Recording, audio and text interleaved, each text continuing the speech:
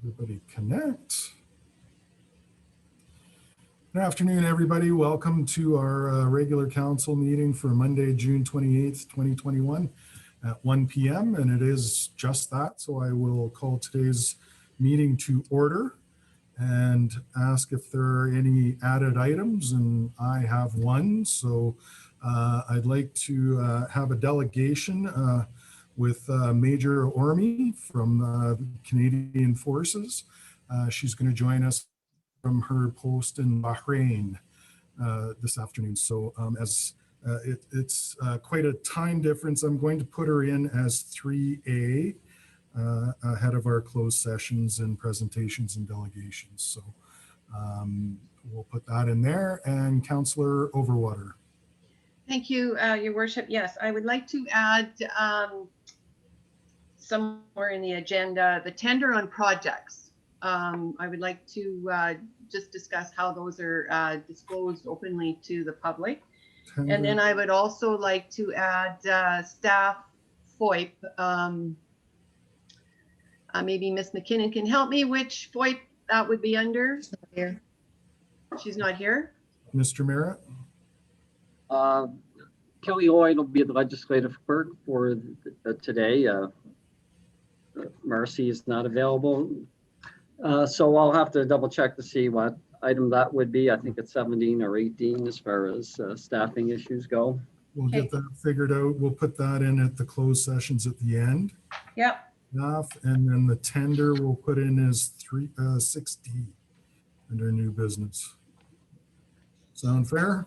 Sure. And And then Your Mr. Worship, I also have a added item. It's now going to be 3E. It's return to live council meetings.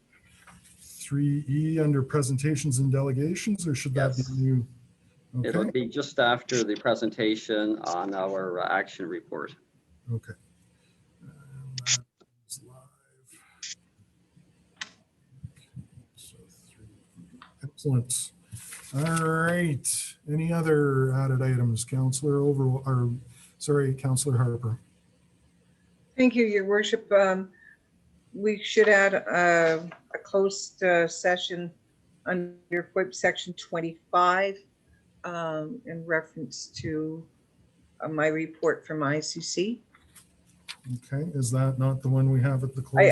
I'm not sure, so that's why I thought I'd ask. Yes, it is there already. Okay, thank you. That's the one there already. Okay, so we'll have, at the end, we'll have 2 closed sessions and 2 closed sessions in presentations and delegations. Okay. Anything else? All right, seeing none, may I have a motion to adopt as amended? Councillor Harper.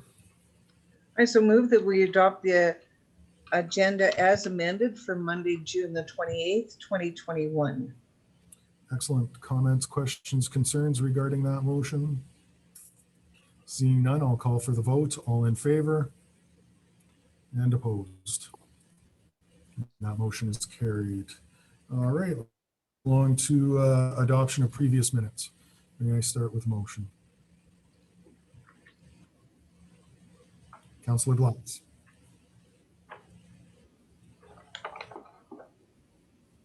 Thank you, Your Worship. I move, are we doing 2 separate motions here, or are they both just lumped as one? I think we only have one set of Oh, we have two. minutes. There's 2. No, there's 2. June 14th and June 25th. They should be separate. Okay, And separate. I'll move the first one then. I move that the minutes from the June 14th, 2021 PM regular council meeting be adopted as presented. Excellent. Any questions, comments, errors, omissions? Seeing none, I'll call for the vote. All in favor and opposed? That motion carries. All right, let's move along to the June 25th, please. Councillor Bennett. Thank you, Worship. I move that the minutes from the June 25th, 2021, 1 p.m. special closed council meeting be adopted as presented. Excellent, thank you. Questions, comments, concerns? Yes, Councillor Thompson. Yes, thank you, Your Worship. On page 11 of those minutes, it suggests that I moved to defer the decision that was made. Mhm. And because adequate reporting, to ensure there was adequate reporting to council. And I'm not sure if that summarizes my statement as well as I'd like. At the end of the day, the committee was formed and a full report was to come to council. The verbal information that was provided was not satisfactory to me to make that decision. And so I don't believe council ever received a report on the 12 months of in-camera meetings that have occurred relative to this topic. So without any written material, I oppose these minutes as they are today. Okay. More is needed, a change is needed. Sorry, I didn't catch that.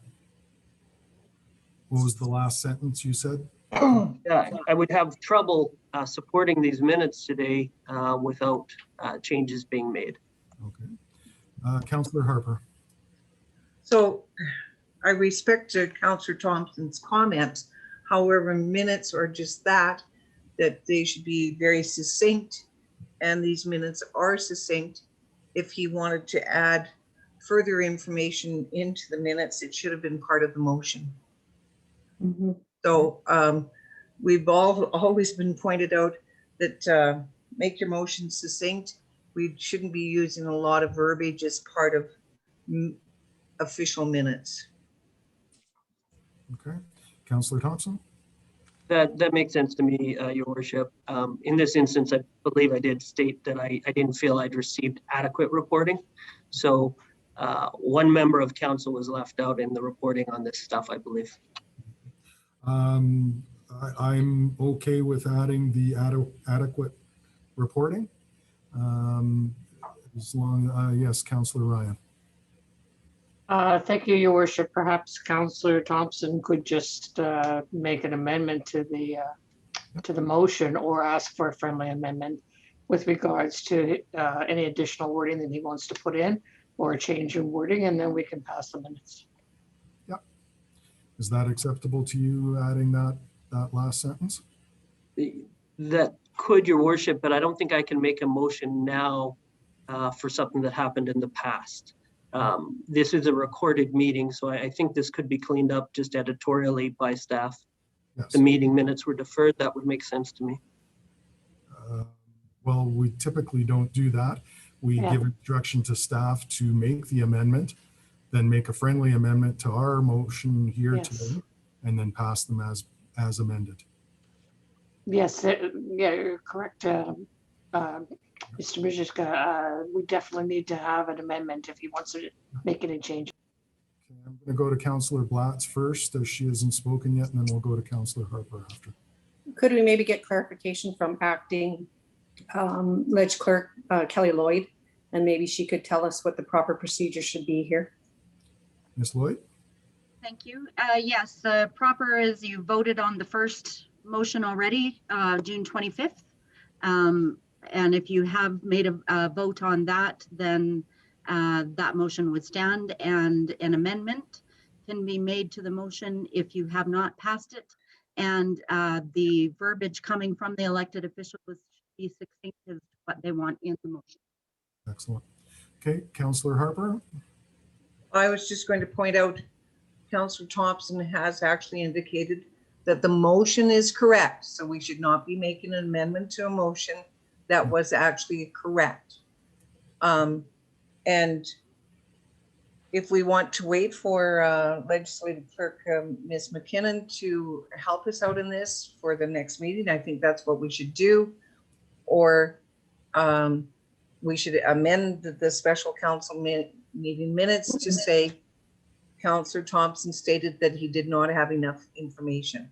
Yeah, I'm happy And with leave that. it at that, make it very succinct. Councillor Blatz? I believe that Councillor Thompson would have the right to make an adjustment in business arising from the minutes. Would he not? And I have that think recorded in these. It is here, it probably could, yes. But I think. Sorry, you here's- broke up, your worship. I didn't hear everything you said. I believe this is the proper place. He could. Okay, do that's the fine. amendments, or business arising. You're happy adding that sentence, and Councillor Bennett, are you happy with that friendly amendment? All right, and I think we're okay there. Now we have, Sorry, excuse meeting- me, point of order. yes, Can I have the actual wording, please? okay, Councillor Thompson, Sure, I move that council defer the matter of the decision for 30 days until all of council can receive full information on the matter. yes. That's the way I heard it at the time. All right, captured, Ms. Lloyd? Yep, thank you. Excellent. And still happy with that friendly amendment, Councillor Bennett? Yes. Okay. Any other errors, omissions, questions, concerns? Seeing none, I'll call for the vote. All in favor? And opposed? And that motion carries. Excellent. Thank you very much, everybody. Now that brings us along to number 3, presentations and delegations. The first item is the added item that I have put onto our agenda today. We have a very, very special guest, one of Old's own native daughters. She was born and raised here in town, and she now is a major in our Canadian Armed Forces. And she was privileged and honored enough to hold court with the Queen herself. And we actually have some video of that. And Major Orme, I hope that's all right if we play that first, and then we'll get you to speak to it, if that's all right. There's the head shake. We got a time lag because, of course, she is in Bahrain right at the moment. So, all right, Mr. Fox, if we could share the screen and play that video. Sorry about the size, folks. And the Canadian Armed Forces has provided medical assistance in the clinics. They provided general officer and NCM duties with respect to maintaining long-term care facilities and delivering balance. And the Canadian Armed Forces has provided medical assistance in the clinics. They provided general officer and NCM duties with respect to maintaining long-term care facilities and delivering vaccinations to these remote communities. So how long have you been in Bahrain? So it'll be almost 7 months. 7 months. And that's away from home. It is away from home, and it is a little difficult. I have 2 really small children. My youngest just turned 2 years old a few weeks ago, actually. So you must miss them very much. I do miss them. I do miss them very, very much. But I hope that one day when they understand why mom was gone, that they'll be proud of me. And they actually do think I'm pretty cool right now, because I didn't know how to explain it to my 3-year-old son what mom was doing. So I just told him that I'm away fighting pirates, and he thought that was pretty neat. Well, that's a very good answer, because that's probably mostly true, isn't it? Oh, well, that's very interesting to hear it. So how long have you been in Bahrain? So it'll be almost. Thank you very much, Mr. Fox. That is absolutely incredible. Major Orme, how do you feel about that? Well, first off, thank you very much for the invitation today. This is really great. I am very happy to be participating in such an orderly town council meeting. Us in the military, we love this. It's very orderly, and I appreciate that. But it's been a bit mind-blowing, because I kind of feel like I've lived Groundhog Day in the Middle East for the last 6 months, and then all of a sudden I got an audience with the Queen, and this came 2 weeks before I'm coming home. And so it kind of, the onset of me coming home and then me ending it in such a spectacular way was really great. So it feels everything feels a little surreal right now. It always does when you're coming home from an overseas deployment, but especially when you speak with the Queen shortly before. Excellent. Thank you so much for joining us today. I know it's a little bit later in your day than it is in ours, and we appreciate you staying up to attend today. And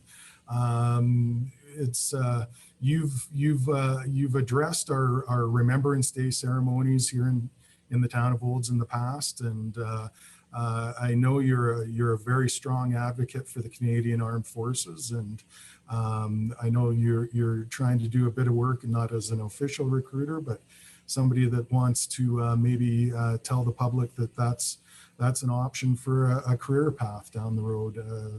And did you want to speak a little bit about that? Yes, Mayor. Not only am I an advocate for the Canadian Armed Forces, but also for our community of Olds. Like you said, I was born and raised there.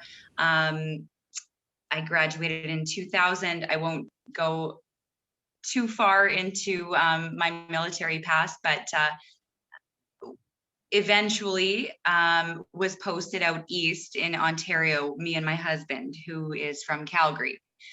We were out there for about 7 years, and we recently, last year, in fact, got posted back to Edmonton.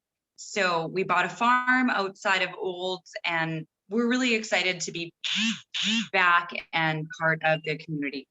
I think, I have to state that I can't, as a member of the Canadian Armed Forces, I am not political in any way, shape, or form, but I do have a big passion for my hometown community. And what I'm hoping to do now that me and my husband are back in the community is draw attention to the fact that Olds actually has a very strong military history. I remember growing up across the street from Vic Morrison, who was in a tank on Dieppe, on the beaches of Dieppe.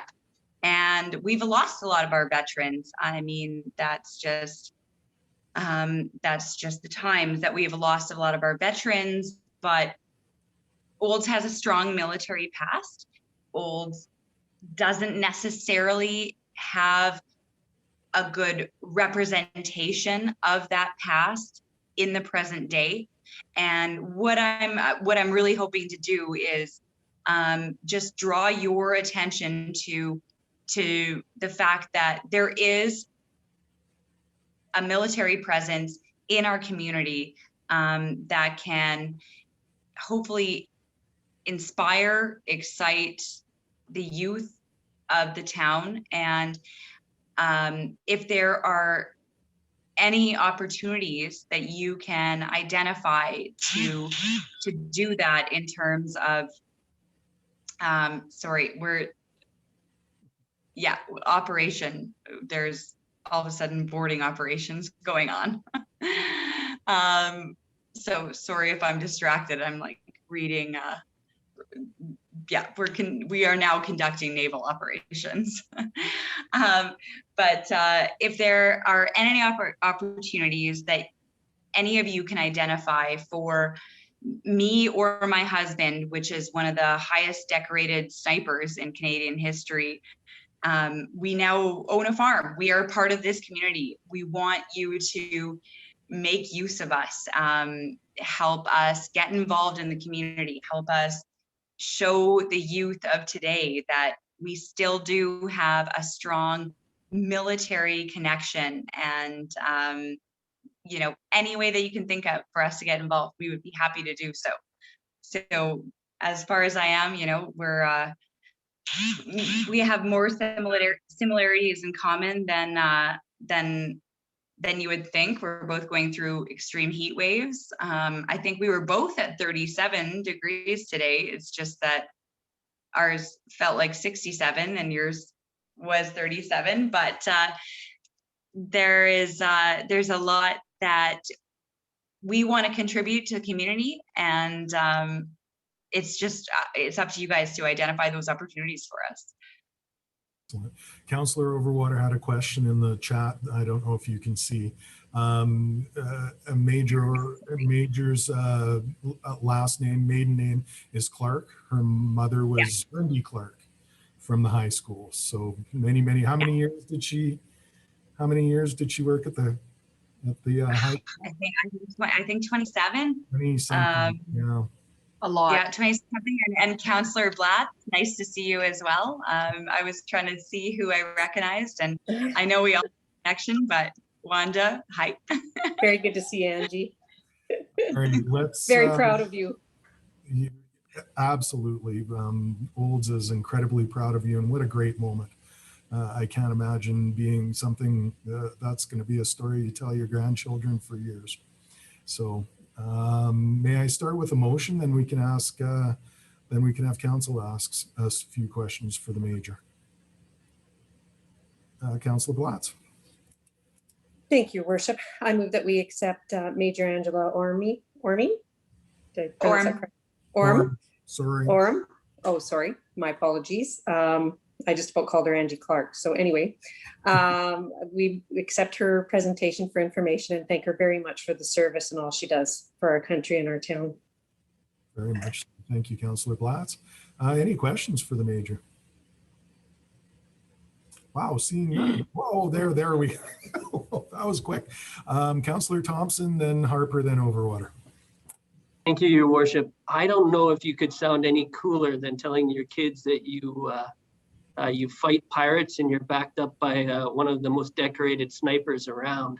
So I'm a little conscious about any question I ask. I want to be very good. I would just say welcome to Olds, Mrs. Orme, and thank you for serving. What is it that you would like young men and women to know about the Canadian military? What would inspire them to join? So for me, it was the challenge. It was seeing the world, but all of it kind of brings you back to your roots. So, it has that draw of see the world, travel to crappy foreign countries. And then, but full circle, it makes you really proud of where you come from, because you do go to these countries and you're serving your country. And, I joined when I was in my mid-20s, and, maybe a little bit of discipline was probably beneficial for me at that point in time. The physical challenge, the mental challenge, and then really ultimately realizing that you're representing one of the most amazing countries on earth. And there's really nothing like that, right? There's really nothing like serving overseas in a combat environment, and not necessarily, we aren't in a combat environment now, but there's really nothing like serving your country overseas to make you proud of where you've come from. So I would say, initially I didn't recognize that full circle aspect to it, but it's certainly what I want to impart at this stage in my career. Excellent answer. And yeah, Canada's been a leader in the peacekeeping end of it, which is really kind of cool, especially for NATO. We've led that charge all over the world, and it's great to see the Canadian military keep that up. Councillor Harper. Thank you very much, Your Worship, and welcome back home to Olds, Alberta, Major Orme. I just thought I'd ask, as part of your pride in serving our country, could you perhaps describe some of the opportunities to people that are thinking of joining the armed forces for education and that? Yes. So I joined as a reservist. So I, well, no military member signs a contract, but I didn't sign up full time. So I was still going to the University of Calgary, doing my undergraduate degree when I decided to join the forces. So I got a significant reimbursement of my undergraduate fees for the past few years of my undergraduate. So I think it's still about $2,000 a year that the Canadian Forces will reimburse a reservist, so part-time soldier or sailor, airman, going to school. Beyond that, there are opportunities for full-time education to be paid. I went to law school on my own time, so I stayed a reservist, and I only joined full-time once I was completed law school. So I was reserve infantry up until I became a lawyer, and then I went full-time legal officer.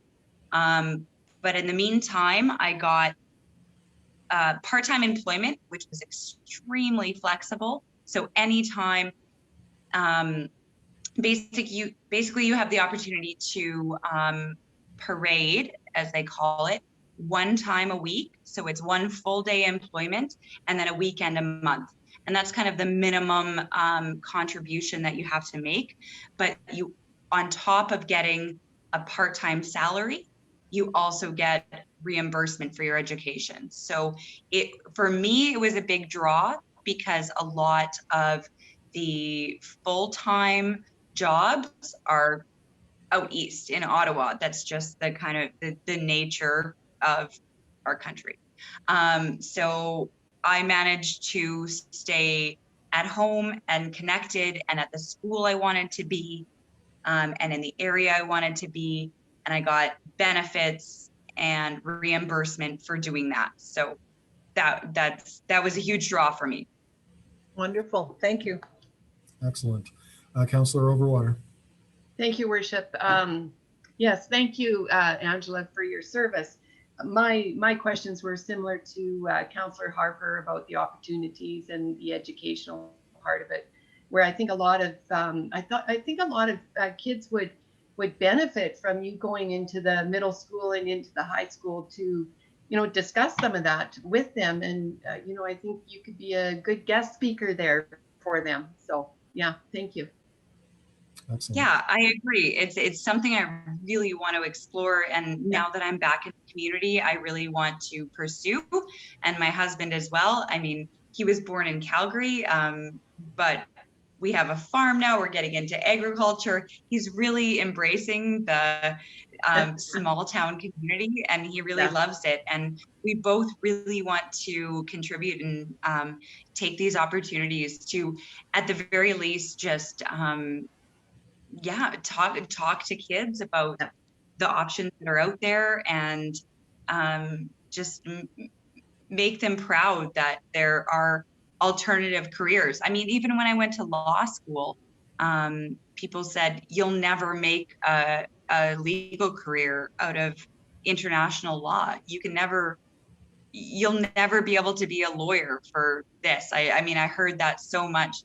You're never going to accomplish what you want to do in law with your goals. And that was in Edmonton. So I have to think that these options aren't even running through the kids, the youth of old. They're not even running through their minds because they haven't had anybody sit and say, yeah, you can do this. You can do these amazing things with your career. And it's things you haven't even thought about.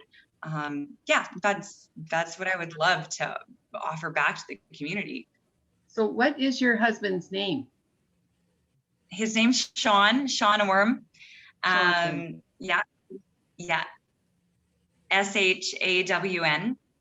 So he was infantry with 3rd Battalion, Princess Patricia Canadian Light Infantry. Then he went Canadian Special Operations Regiment, so the most elite regiment in Canada, and was a sniper for 6 years. and now he's back helping, learning about agriculture and being my uncle's farmhand. That's awesome. Thanks. So is your husband still on active duty, or are you planning on staying active, or are you retiring, or what are your plans for the future that way? So I'm a little more open than he is.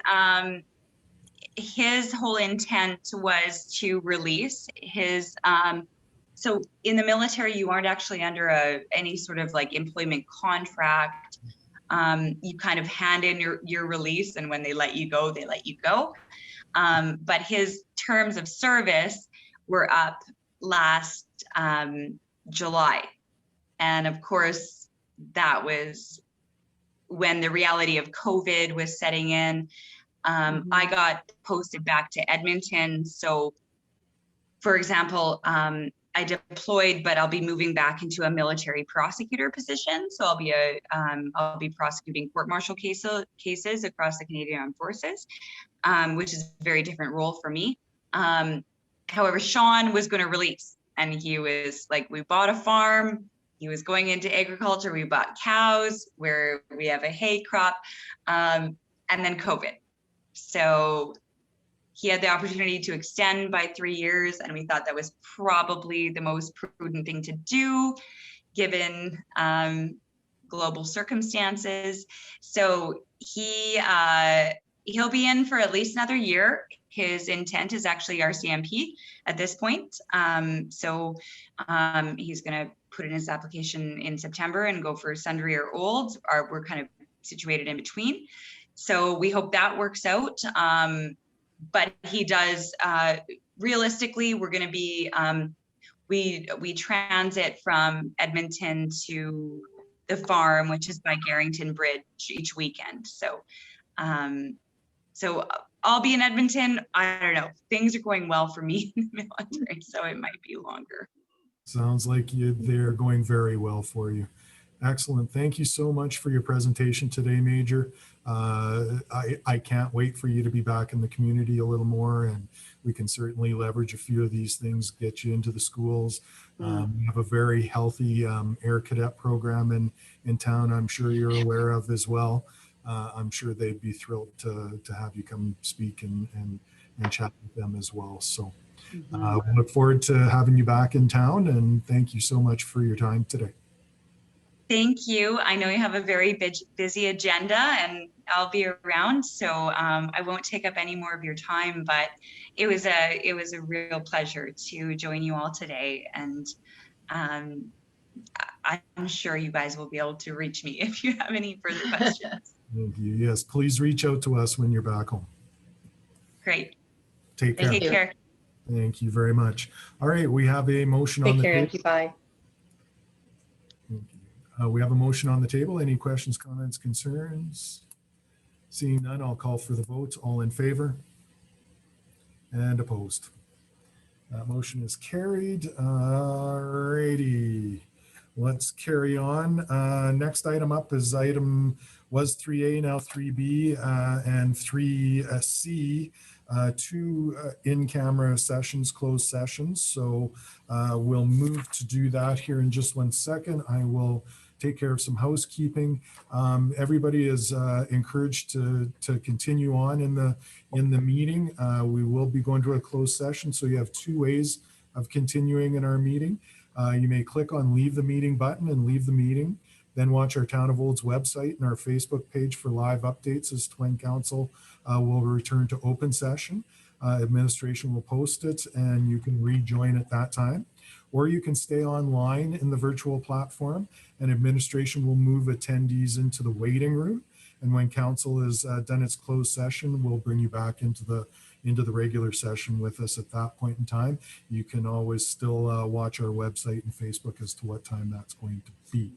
So we do have 2 sessions for the closed. So we'll have 2 separate motions. Let's do the first one, which was the presentation from Brownlee Law. May I have that motion, please?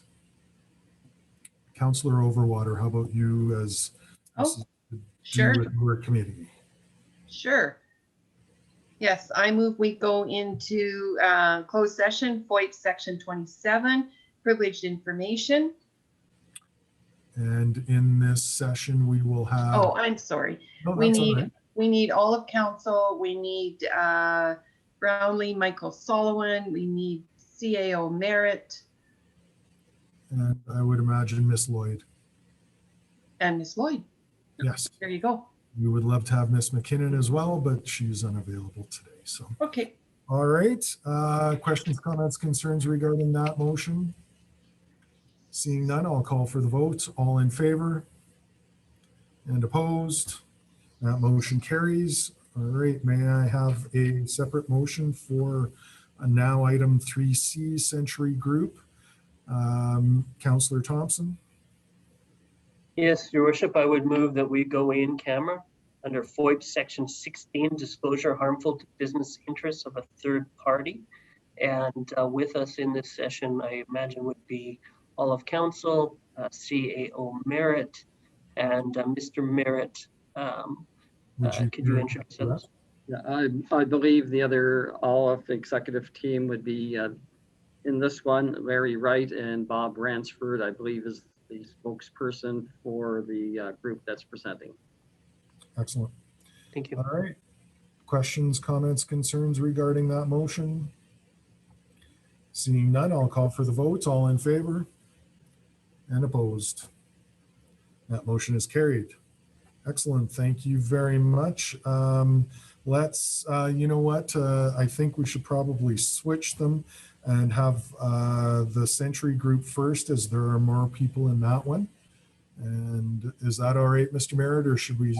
I don't think, well, I think Michael Solomon's on the tight schedule, so Okay. I believe, and we had talked to the Century Group that they would be, A little bit later? we wouldn't be exactly sure depending on the length of the various presentations. Okay, so Michael Sullivan, CAO Merritt, and Miss Lloyd.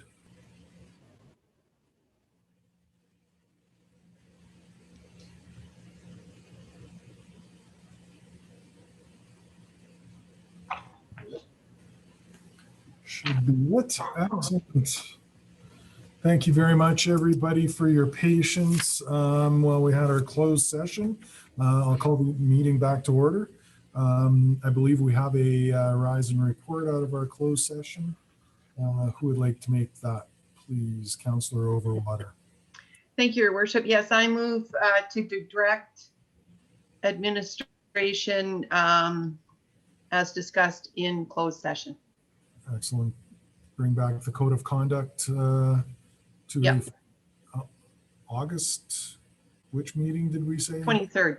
23rd. Excellent. All right. Comments, questions, concerns regarding that motion? Seeing none, I'll call for the vote. All in favor? And opposed? That motion carries. Excellent. Thank you very much. Let's move right along. We have a delegation for municipal affairs, COVID-19 after action report, CAO. Thank you, Your Worship. As you know, we've been spending the last 16 months dealing with COVID-19, and Jennifer Lutz has been a key member of our team. So Jennifer and I think Adam Payson basically have created a after action report, which we have to report to municipal affairs on in regards to the actions that the town had taken and things that we could learn and things that people could learn from us from the actions we had taken. So with that, Jennifer, did you want to say anything or just hand it off to Adam? No, just Adam's been a key part of our response. He's been helping staff with mentoring and just making sure that we're following the ICS principles, and he's been very helpful during this event. So I'm glad to introduce him. Welcome. Thanks, Adam. Jed. You guys have a copy of the slides in front of you, presumably? Yeah, but if you could share or, yeah, there we go. There we go. Excellent. I was going to share for you. Okay, I'm just going to get my notes up. Use Great. the switch. Thank you. And so, as Jen mentioned, I've been working with Olds actually for a few years prior to to COVID as well. So I've been working with Olds to be as their emergency consultant since 2018. So there was some, opportunity to get in, a good position prior to this activation. And so I've got a few slides for you today overviewing the after action review we put together, but this won't be a real formal presentation. So if there's questions that pop up, please ask during the discussion. Next, please. So what I'm going to do is run a quick summary of our after action review, but I think the biggest thing to keep in mind is this is a very short summary of a 22-page report, which is a very short summary of a 16-month activation. And so there's a tremendous amount of content that's been covered. A lot of energy has went in, as you guys know. And so this is an activation, an incident command activation of an unprecedented duration. And so I think it's important to keep that in context. One of the reasons why we're able to present this so quickly is because we wanted to capture as many of the learnings as possible for people return to life and a more normal existence. And so our goal was to gather information before people moved past this activation. The risk of that was that some of the lessons from larger debriefs may come after our report. And so if there are material changes or additions to this report, we may look at amending that in the future. So with that in mind, I'll jump into it. A couple thoughts with this summary. There was a huge challenge, obviously, with the COVID response, and the town of Olds did an excellent job. They were extremely successful, and one of the reasons why they were as successful as they were was because they activated very early, and they chose to manage this through the incident response plan using ICS, which is the system that Jen alluded to. And I think a couple things that make Olds unique in this case is that Olds is a hub for the region, and with that comes more services and more responsibilities than many communities of similar sizes, particularly if they're operating in the shadows of a larger community. And so their needs and their competency as an emergency response team is reflective of that hub type responsibility. A couple of notes that I didn't capture elsewhere in the slides that I wanted to highlight. The Alberta Emergency Management Agency was a key stakeholder throughout our activation, and they made note of two particular successes that I want to highlight before we move forward. And so the incident command system competency allowed the Olds incident command post to be very effective during this response. And so that aided in communication effectiveness, interoperability between other stakeholders, and that was key to the success of this ICP. And the reason that Olds was as successful as they were is because they had taken training and exercises prior to this activation. The other item that the Emergency Management Agency wanted to highlight was they recognized the importance and the success of council's support for the emergency management team and the command post. And so the council allowed specialists within the municipality to manage this incident, and they allowed them to make the required decisions. And that includes decisions that were not popular and that saw significant public resistance or comments. And so those were recognized from the AEMA as key to the success of this response. Next. So you'll find there's kind of two comments or two main themes that keep coming out. Because of the duration of this event, burnout was a very consistent piece of feedback when we evaluated the challenges that the responders experienced. And so many comments were related to burnout and managing their day-to-day positions and their incident command post positions. And so, that was kind of unanimous throughout. It was not dependent on role that people experience that burnout and fade throughout the activation. as you go through the report, you'll notice there's the way we broke the feedback up was into two primary categories. And so much of the feedback falls within the control of Olds, things that we can do, items such as ongoing training and development to continue building capacity, communications and engagement strategies, and those include IT systems. You know, obviously the nature of this activation required you know, remote access, and so some of the lessons shared in there relate to IT. I think a lot of the items that cause the most stress during this response fall into the other category, which are items that were outside of direct control for Olds. And that related primarily to Alberta Health Services orders, items such as, you know, not having adequate notice, which left the incident command post and the municipality scrambling to adapt. You know, things where there was a lack of clarity in the orders that required town staff to interpret how to apply those orders. And then the other large one was at times the AHS orders lacked the required authority to enforce immediately.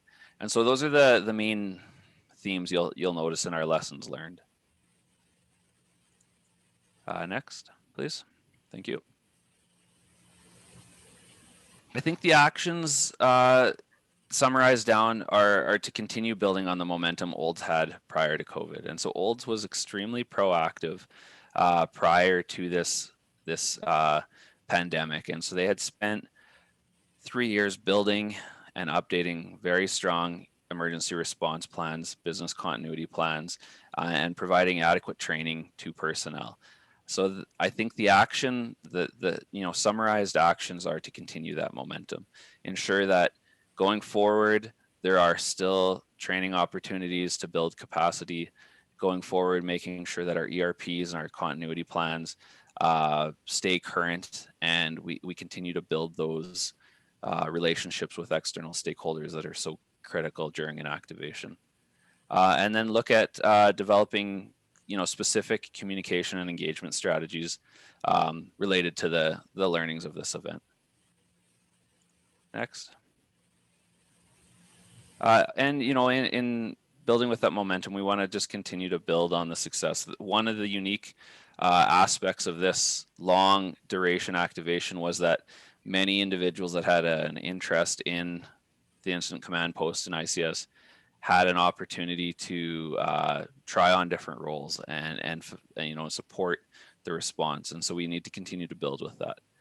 We want to continue to build positive engagement with our external stakeholders. And so Olds had a very strong engagement with service providers and industry in the area from early in the incident, and we want to continue to build on that. And lastly, we want to continue to ensure that funding for the ERP and the incident command program, the incident command post programs remain in place so that Olds continues to be top tier when it comes to incidents that have any potential to affect public safety. Next. So in closing, I just want to highlight that the personnel that supported Olds throughout this activation were successful by all measures. It wasn't without challenge, but there was positive comments from AEMA as well as other external stakeholders from very early right through the duration of the event. And so they recognized how exceptional the incident command post that ran out of Olds was. You know, this was unique in both pace and duration. This incident command activation was well beyond anything we'd ever planned for in terms of duration. These are typically short-term, high-stress events, and this was not that. And the reason that they were able to be so successful in this role was because of the competency of the staff that manned these positions. And I think the accolades received from not just Alberta Management Agency, which I highlighted, but other provincial agencies as well as other stakeholders reflect the direct result of the incident command post's commitment to excellence and their work ethic. Are there any questions? Excellent. Thank you very much, Adam. Yes, you're absolutely correct. We definitely received accolades from the Alberta Emergency Management System, but we also heard from AHS and AGLC with regards to restaurants and things like that along the way that were very, very encouraging comments. So your work with our entire emergency management system here in the town is paid dividends. Thank you so much. Thank you. So if I could start with a motion to accept for information, Councillor Blatz, then we can move on to some questions. Thank you, Your Worship. I move that council accept the emergency management after action report on the incident command post COVID-19 response as information. Thank you so much. Do you have a question or anybody for a question? Oh. Wow. Oh, there's Councillor Overwater, then Harper. Thank you, Worship. A comment and a question. I do believe we were highly successful due to the fact that we had a great emergency plan put into effect. We put money into that, and we made a conscious decision that this is something that we needed, and we certainly never expected to need it for 16, 18 months or whatever. But anyway, we did. I see in the report some of the problems were maybe with some of the incident command post people that their computers were not camera functional or whatever. So I guess going forward in the budget process, I hope that we have, I think we do have plans for making sure all computers are functional that way with, cameras and audio, because that can be a very disruptive meeting if you have someone that can't get on there with their camera or their audio. And so I hope I hope in our budget talks we make provisions for that and it doesn't get lost in the shuffle. So great work, everyone. Thank you. Great point, Councillor Overwater. Thank you very much. Councillor Harper. Oh, Mr. Merritt, sorry. Yeah, a good point by Councillor Overwater. Anything that basically was raised in this report that is going to be budgetary in nature will have to come back to council for approval. We will be intending to bring some of these things back, especially in regards to our inventory that was somewhat outdated, because we hadn't had an emergency of this nature in the past. And I think that is just a good point that we need to be prepared as the event starts and not just as we go on. But you do learn a number of things from an incident of this nature, especially one that lasts 16 months. Absolutely, Mr. Merritt. Nothing like we've dealt with in the past. So, Councillor Harper. Thank you very much, Your Worship.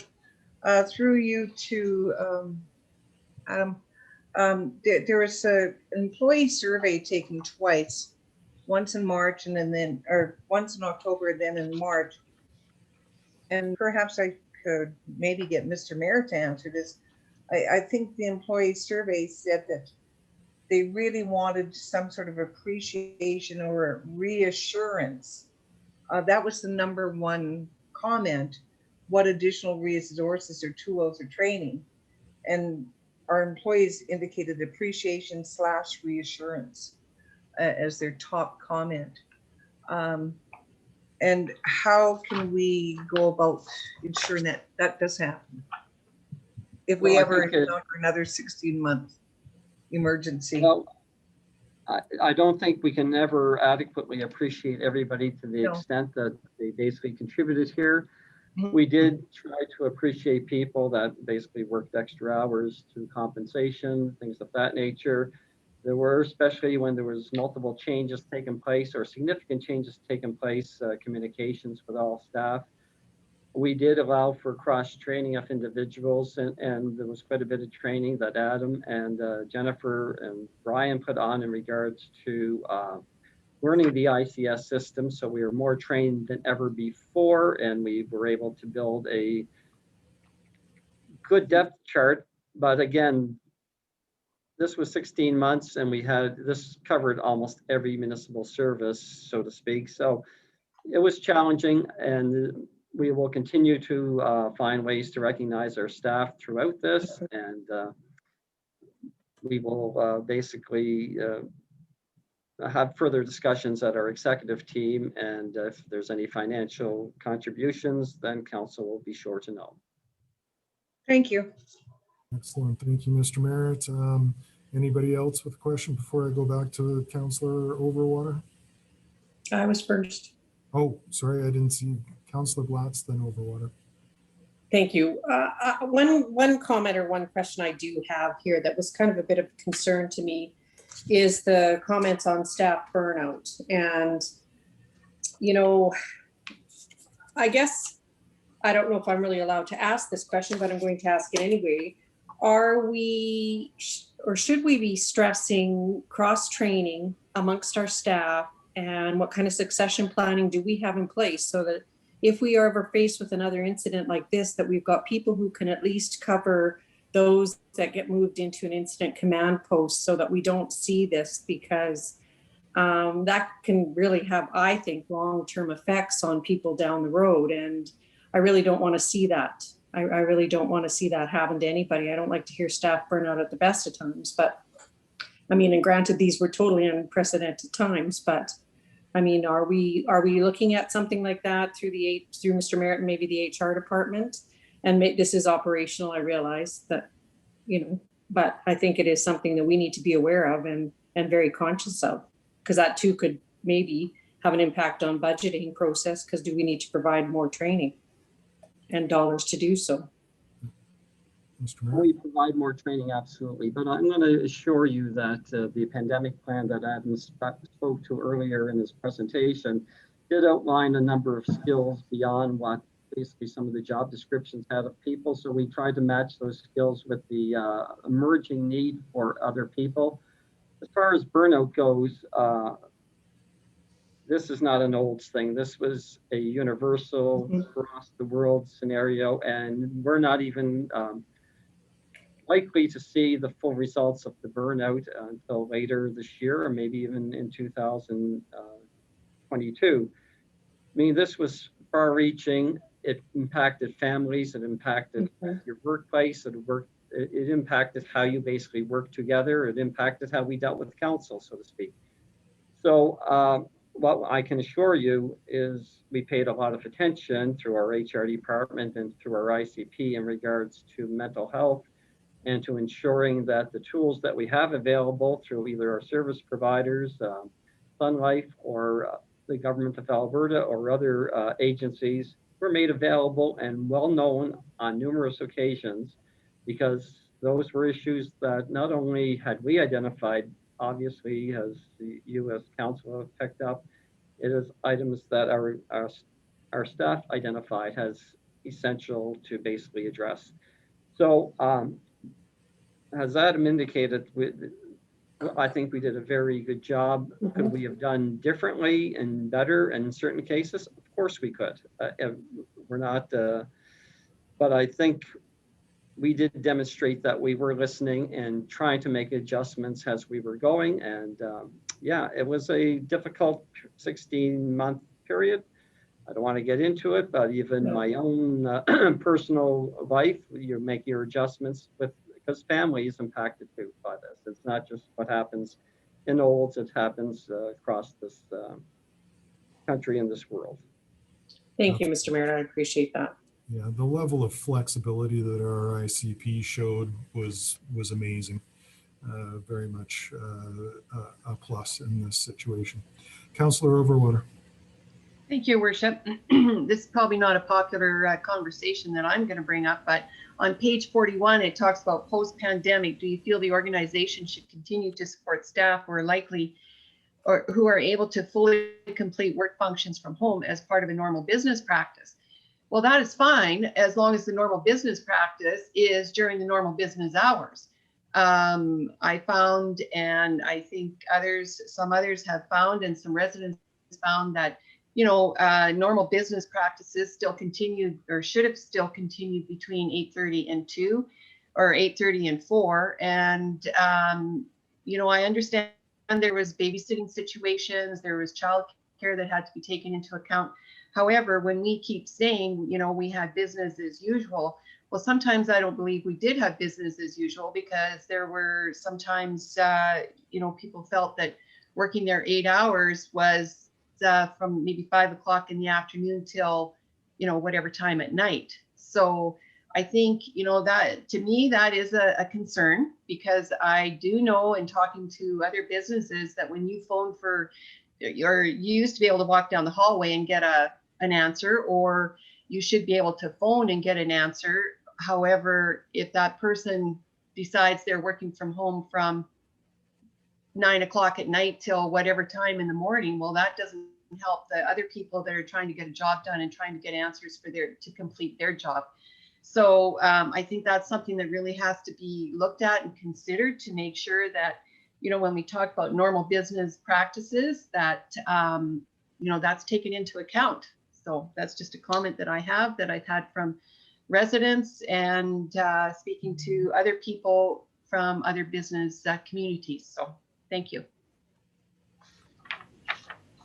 Mr. Merritt?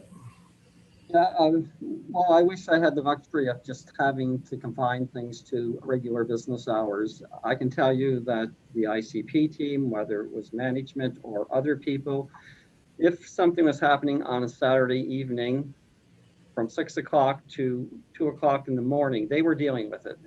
We had staff dealing all hours. Oftentimes we had staff working before 8:30 in the morning to get things prepared or ready, or because issues were happening. And they certainly happened long after the 4:30 or 5 o'clock cutoff times. So yes, I'll always be attentive. My basically way of measuring, especially the key metrics, did the job get done, and how did it get done, and was it effective? And I think Adam has spoken well to how the town of Olds was respected in regards to our overall strategy, our pre-training, and basically being ready, and basically people willing to say this is a pandemic, it's 24/7, and we'll have to work those hours no matter what.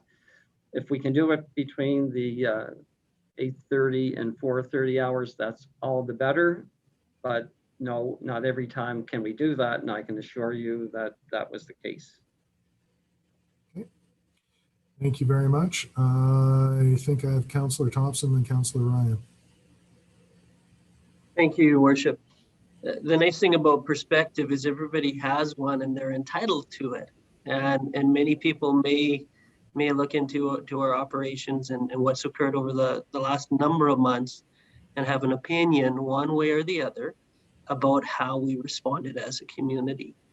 The nice thing about this report is it suggests that the town of Olds did not make it a political matter. We listened to the experts out in the space, and we allowed our staff to make good decisions with the information they had available to them at the time. And as we come out of this pandemic, some of our staff may be feeling as though they took on more than one job or put in a yeoman's amount of time. And for myself, I think my perspective is that we owe them a big thank you for the tremendous effort that they put in to ensure that the community ran effectively, and we got through this together without a whole lot of chaos. So thank you, everyone. Thank you very much. Councillor Ryan.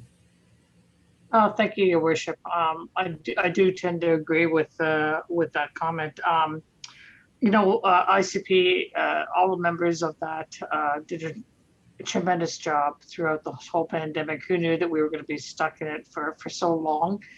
But also staff that were filling in behind them, who had to, answer phones and be in the office and filling in behind them, who weren't on working the ICP.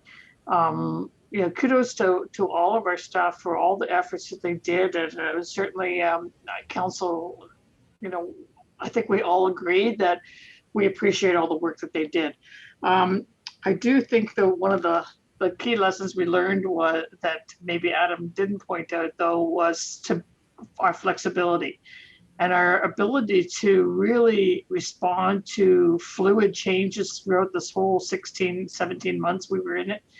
And I think that showed, not just from the ICP, but from council, administration, the rest of the town staff, and even the community.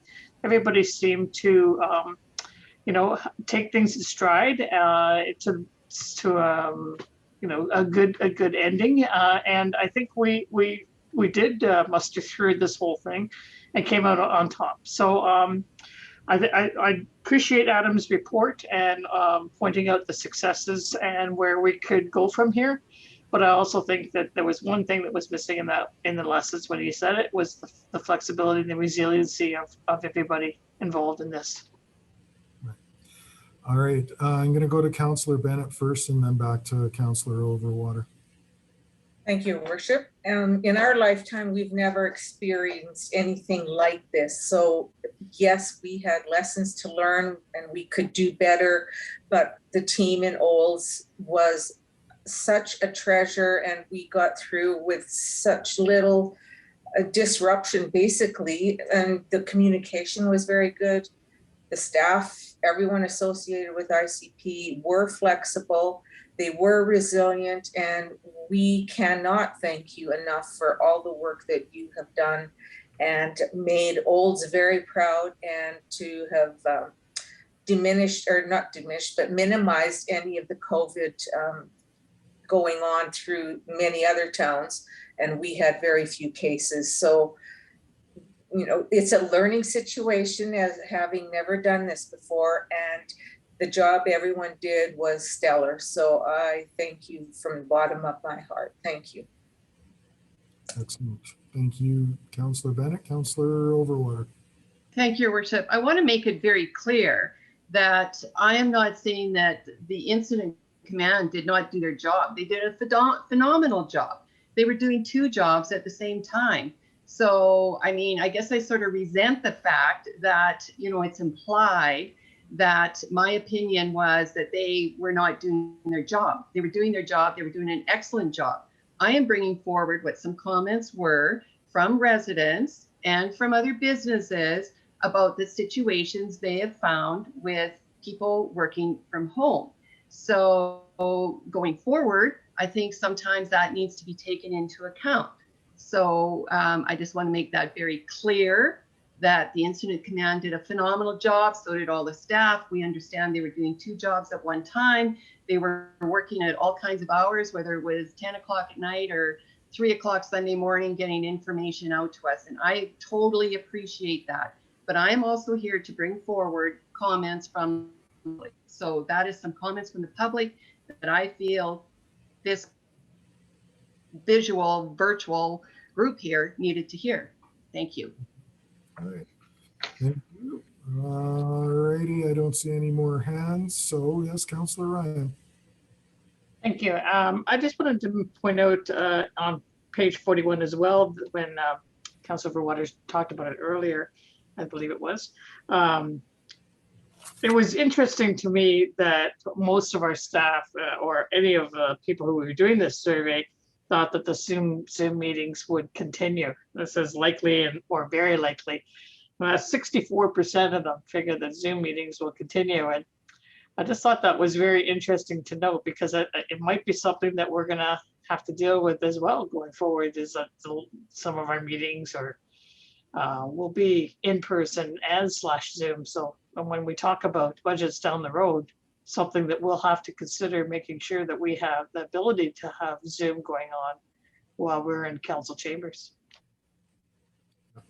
Actually, Mr. Fox and I talked about that earlier today with the impending next item on our, I'm not going to spoil it for everybody, but our next item on our agenda is going to deal with our council meetings. And I think, yeah, going forward, they may be hybrid in nature. So we'll discuss that in a little bit here. And if that's it for this particular item, I'll entertain a motion to accept for information.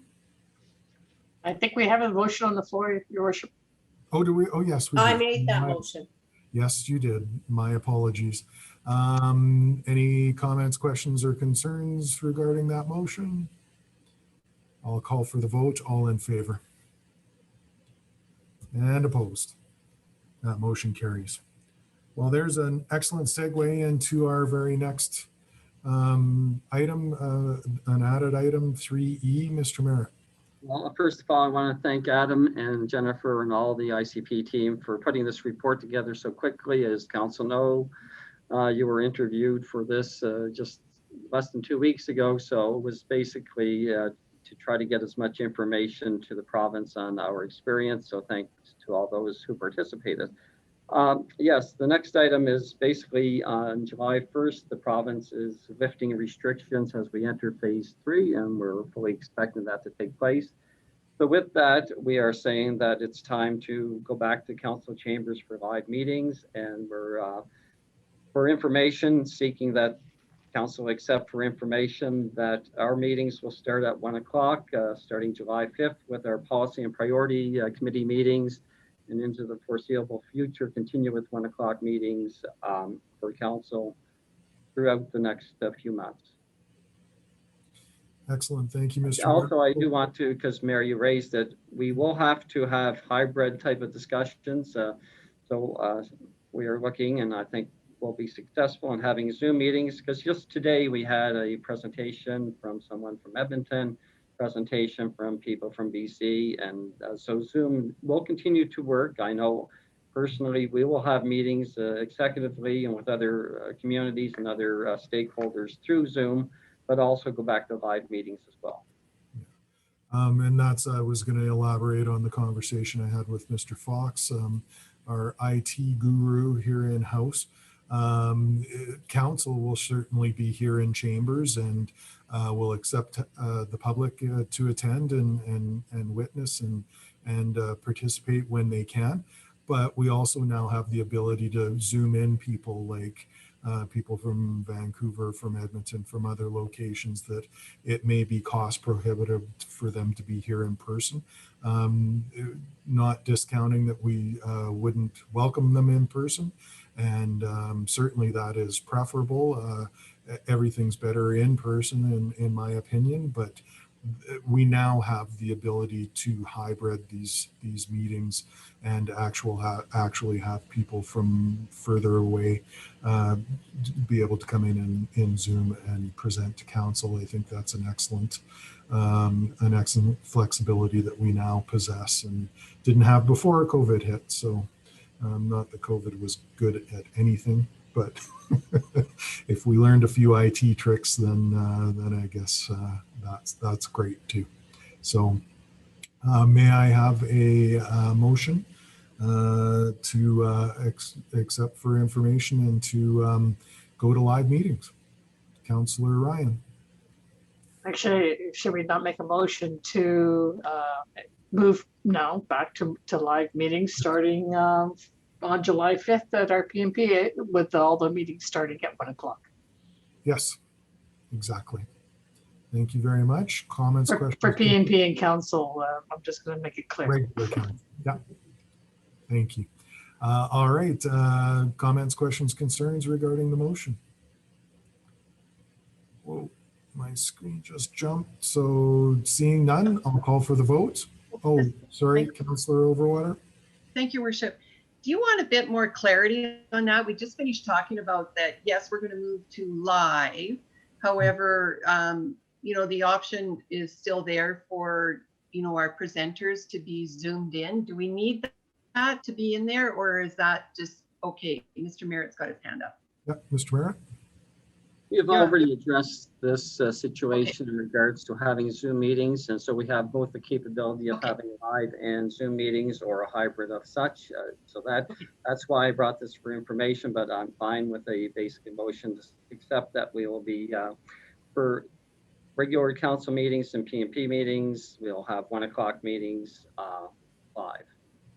Okay, thanks. I just want clarity. Thanks. Yep. Excellent. Any other questions, comments, concerns? Councillor Thompson. Yes, Your Worship. We also got rid of the evening meeting once a month during COVID. Is it time that we return to that practice as well? We've had that forever. Mr. Merritt. As you can tell by my information, that was not what we were planning to do, but it is council's decision if they wish to have evening meetings. Because it's Zoom, it's going to take us, there will be staff. We find it much more convenient and we don't have to basically have staff here at different staff here at 6 o'clock to basically make sure this happens. But it is council's decision to have the timing of the meeting and so what we had moved is all meetings would be 1 o'clock for the foreseeable future until council made a decision. Otherwise, in my mind, I like the 1 o'clocks because the reason we used to have 6 o'clock meetings was for the public to witness and view the meetings. Now that we have gone to a recorded incident and have them posted on our YouTube channel, that option is always available at any time. So for the public to witness what has happened and the exact conversations that have gone on within council, that's now available in a electronic form for eternity by the sounds of it. So YouTube's forever, isn't it? Councillor Harper. Thank you very much, Your Worship. I was going to support the fact that we are staying at 1 o'clock meetings because of the fact that if we're doing hybrid, Zoom, electronic, in person, we have staff members that would have to be there for technology. And is that fair to our staff members to do that when the whole intent for the 6 o'clock meetings was to allow the public to be there? And it's only to the end of October anyways. So I would support just the 1 o'clock meetings, perhaps make it just a little bit more clear or clear as mud. Perhaps we should just accept for information the report from our CAO and reference to going to hybrid and in-person meetings effective July the 5th. Would you be happy with that, Councillor Ryan, to amend your friendly amendment to your motion? Well, the only thing I would add to the motion would be just to say we will go live and or a mix of Zoom and whatever we're going to be doing. But, I think we just leave the motion the way it is and just add in that. It'll still be workable rather than saying accepting it for information. But and we also need to put the times into it, I think. Yeah. Excellent. So I'd be up for a friendly amendment just to add in the hybrid. We'll go live and hybrid when needed for 1 o'clock meeting starting July 5th. Excellent. Councillor Blatz. Thank you, Worship. So then for clarity, that hybrid is the availability for members of the general public and our staff to attend our meetings. Council, ourselves will be attending in person. Perfect. Thank you. That's the way I understand the motion. Presenters as well to be able to do it by a different means as well. Yeah. You have Kelly Lloyd's hand up, Your Worship. Yeah, I see that. That's where we're going next. Miss Lloyd. Thank you, Your Worship. Question, there was a comment that said hybrid when needed. Is that the will of council? Well, we're going to vote on that. Well, what does that mean? Hybrid when needed.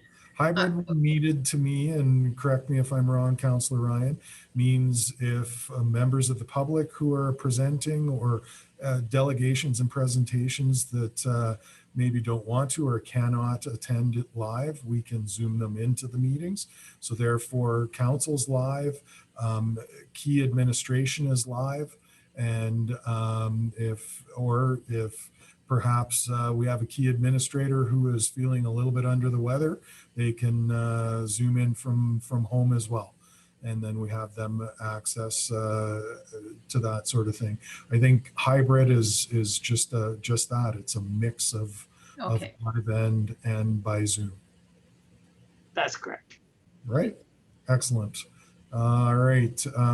Councillor Harper, you had your Yeah, I just want the motion read back now because I don't like the word if needed. It's a combination of live and hybrid Yeah. technology being used. Yeah. Period. Yeah, I put and, I didn't put if needed Yeah. in my, when I said my motion. Thank you. But the mayor paraphrased it. Yes, sorry. Yeah, that's true. Ms. Lloyd, you've captured that? Yes, I have. I've removed the if needed. It was in the motion originally, so that's my clarity. That's perfect. Thank you. Okay, Thank you. excellent. Okay, if there's no, Councillor Bennett? I just want clarity. Council will be live in chambers at 1 p.m. for our meetings. Thank you. Yep, absolutely. Okay, thanks. Yeah, excellent. All right, if there's nothing else, I'll call the vote. All in favor? And opposed? Motion is carried. All righty. That deals with 3E. Let's move on to business arising out of minutes or unfinished business. Is there any unfinished business or arising out of the minutes? Seeing none, we'll move along to bylaws. Item 5A, CAO. Thank you very much, Your Worship, and I'll ask Michelle Garak to basically talk about this proclamation of National Drowning Prevention Week. Very important. We're on bylaws, sir. Oh, sorry, Item 5A. I'm ahead of the game, I guess. Yep. So yes, bylaws amendment to the land use bylaws 001-23, and I'll ask Director Wagstaff to introduce Mr. Teal. There we go. And the only one comment I will add is right now is the advantage of example of Zoom, even if we were doing face-to-face, to be able to have a consultant from quite a distance be able to still interact with us and be time efficient that way. So with that, I will introduce Craig Teal from PCPS, who is zooming in to us today from Red Deer. So Craig, if you can please proceed with explaining with council and talking council through this this development of what is a application for a salvage yard. Thank you, Doug. Good afternoon, Your Worship, members of council and senior admin, and live from stinking hot Red Deer, but I'm sure it's just as warm down in Olds. So bylaw 2021-10 is a proposed amendment to change the designation on an industrial property from industrial business, IB, to industrial light, I1. It's located in kind of northwest of the town office in the area west of Highway 2A, north of Highway 27, and east of the railway tracks in that triangular portion of town. The properties are beside one another, and they are along the west side of 47th Avenue, backing onto the railway tracks. As Doug alluded to, an application or a development setup, and one of their functions doesn't fit the existing designation, so they have made application to have council consider a change to the designation on their property, and that's really what's before council today for first reading. First reading, of course, puts the item on the table for council's consideration, and then we do go out for circulation and public input. And the other part about that is coming back to a public hearing where we hear from anyone who's interested in the topic, including the applicant's ability to speak directly to council prior to decision being made.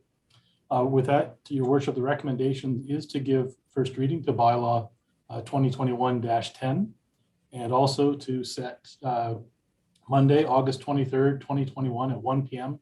in council chambers as the date, time, and place for a public hearing on the bylaw. Excellent. Thank you very much, Mr. Teal. May I have a motion for first reading, please? Councillor Overwater. Thank you, Worship. Yes, I move that council gives first reading to bylaw number 2021-10. Excellent. Comments, questions, concerns regarding first reading? Yes, Councillor Thompson. Yes, Your Worship, this seems like an awful long time to wait for first reading. That's almost 2 months away. Is this matter, is there any way that we can have this occur before then? It's a long time for any business to wait for a decision. So typically we have the summer break in the middle there. So Councillor Harper. Well, I just thought I'd say that we're doing first reading today, and the public hearing is actually a month and a half away, 2 months away, yes. So first reading is today. Yep. So it is on the thing. Yes, I understand these things need to go quickly, but we do have nearly 3 weeks worth of summer break for council and staff in the middle of it. Mr. Merritt, or Mr. Teal, I guess, any further comment on the time lag? Just to add, Your Worship, we were waiting for the applicant to bring the paperwork in, and yes, typically the quickest we can move on this is typically first reading of one council, skip a council, and then the next one is the public hearing. That really is the minimum cycle to be able to meet the minimum advertisement requirements. And yes, in this particular case, it is influenced by the council's summer schedule. Yeah. Councillor Thompson. Yes, Your Worship. I believe there's another council meeting where we're having an open house towards the end of July. I wonder if that would be conducive. I don't think that one's July 26th. And we've missed that opportunity as there's got to be 30 days clear. Mr. Teal, is that correct? No, that maybe Mr. Merritt may want to answer that before me. Yep. Mr. Merritt? No, I think Craig is right. No, we would be able to have a meeting on the 26th. I believe it would meet all the timeframes that we would need for the public hearing, get the advertisements in. Craig, am I not correct? Yeah, provided it's at a regular council meeting or a special meeting, then that does give enough time to meet the statutory obligations. Okay. All right. In the interest of brevity, we can, Councillor Wagstaff, or sorry, Director Wagstaff, and then Councillor Harper.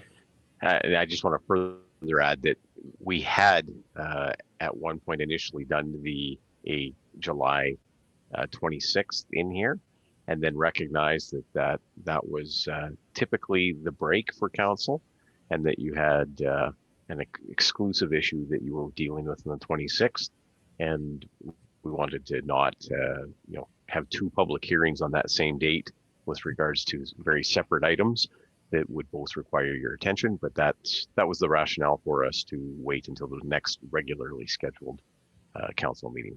But it is prerogative for council to discuss this at your leisure. I think we have Councillor Harper, then Overwater, then Blatz. So I'm quite all right with making a motion for a public hearing for Monday, July 26th, since we're having a public hearing that day anyways. Okay. Councillor Overwater. Thank you, Worship. Is this, I understand Councillor Thompson brought this up. Does he have inside information that possibly this salvage yard wants a sooner decision? Is it Mr. Teal, has he commented to you that the August 23rd would not be convenient for him? Or is he must know that the public hearing was set for August 23rd. So is that fine for him? And if it was, then I don't see the problem leaving the way it is. Mr. Teal? Your Worship, I haven't had any direct conversations about the optional public hearing meeting dates with the applicant. And I think, I guess, given how this rose, he is kind of under an enforcement activity, and provided we give time for this process to go through, my guess is the applicant would be comfortable with the time, but I have not specifically asked him how sensitive time is to him. Well, if it was discussed with him with the intention of having an August 23rd and there was no objections or requests to move it forward, maybe he's counting on the extra time. I don't know. Don't know? Okay. Thank you, Councillor Blatz. Well, thank you, Your Worship. That was basically my question, was going to be to either Director Wagstaff or to Craig Teal, if this gentleman has indicated or this group has indicated that they wish to expedite this sooner because we do have a lengthy, what I believe will be a very lengthy, or could be a very lengthy public hearing on our July meeting. And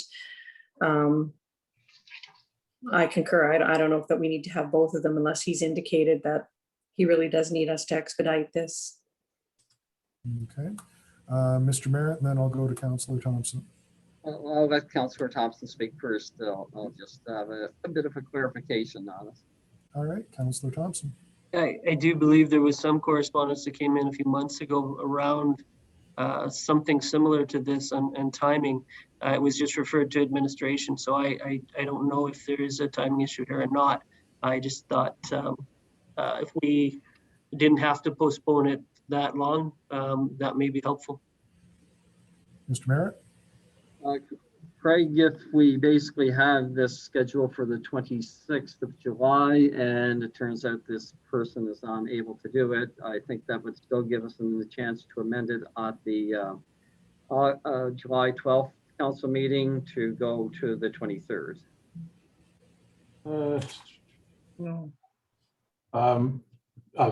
Very barely to make that schedule work. So the ability to check in with council again after having talked to the applicant to say reschedule on July 12th. We would have had to already have submitted our newspaper ad, but so long as at the last minute we could change the content, we can make that work. Okay. So sorry, what is direction from admin?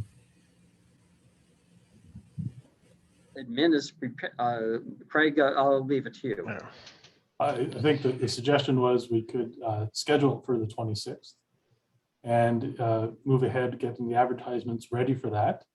Try to touch base with the applicant as soon as we can. And if they were comfortable with the 23rd as or even had that as a preference, we have one more council meeting July 12th to come back and confirm with council whether or not you're willing to change the public hearing date to say go to the August 23rd. I think that was the general. Covered all. Councillor Harper. So my concern is if it's not suitable for the applicant for the July 26th date and we change it to the August date, which is the original recommendation, we've had to go through a whole series of advertisements for this. And, you know, so we'll have to do it twice. Is that correct, Mr. Teal? No, the advertisement dates, just to make it clear, if we're going on the 26th for the council, we would try to hit the paper for the 20th. And then it would also appear on the 13th paper.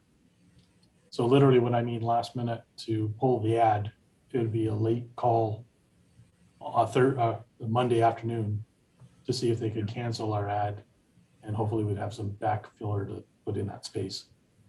I don't think I'm going to suggest that one I'm day. prepared to make a motion to August the 23rd. Point of order. Sorry? I have a point of order. I'm just wondering, have we passed the first reading? No, we have not yet, and that's the problematic point here I was just about to make.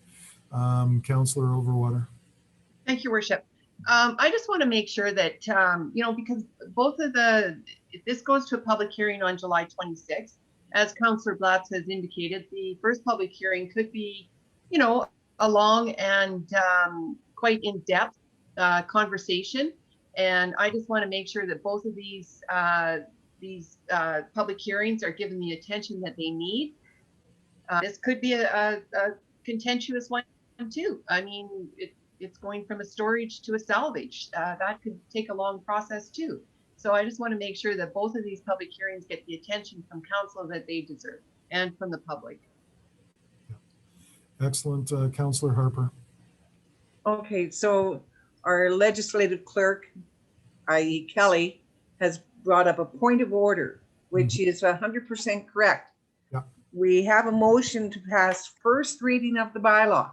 Yeah. We shouldn't be talking about the date, time, and place of a public hearing because that motion is not on the table. Great. Excellent. All right. So let's call the question. Yeah. Oh, excellent. I think the point of order is more than enough to go on, so we'll take a vote on first reading. First of all, I'll call the vote. All in favor and opposed. Motion is carried. All right. May I have a motion for the public hearing? Councillor Overwater. Thank you, Worship. I move that council sets Monday, August 23rd, 2021 at 1 p.m. in council chambers as the date, time, and place for a public hearing, bylaw 202110. Yep, there you go. Excellent. Thank you. Comments, questions, concerns? I think the timing on moving it up to the 26th plus putting two public hearings on the same day with a contentious one is a little difficult. Director Wagstaff. For council's information, I did make a quick phone call to the applicant, and their preference would be, if anything could be done sooner than later, they would prefer a July date. That said, whenever it is before council, they were ready to go with a July or August date, but anytime sooner than later would have their preference. All right.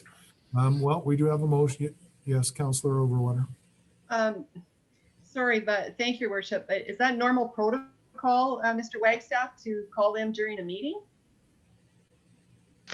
Well, because it was a question I was hearing you guys ask. I was hearing many councillors sort of ask the question of, is there any pressures on the applicant? And so I figured the only quick way, well, there was a moment, was to give that individual a call.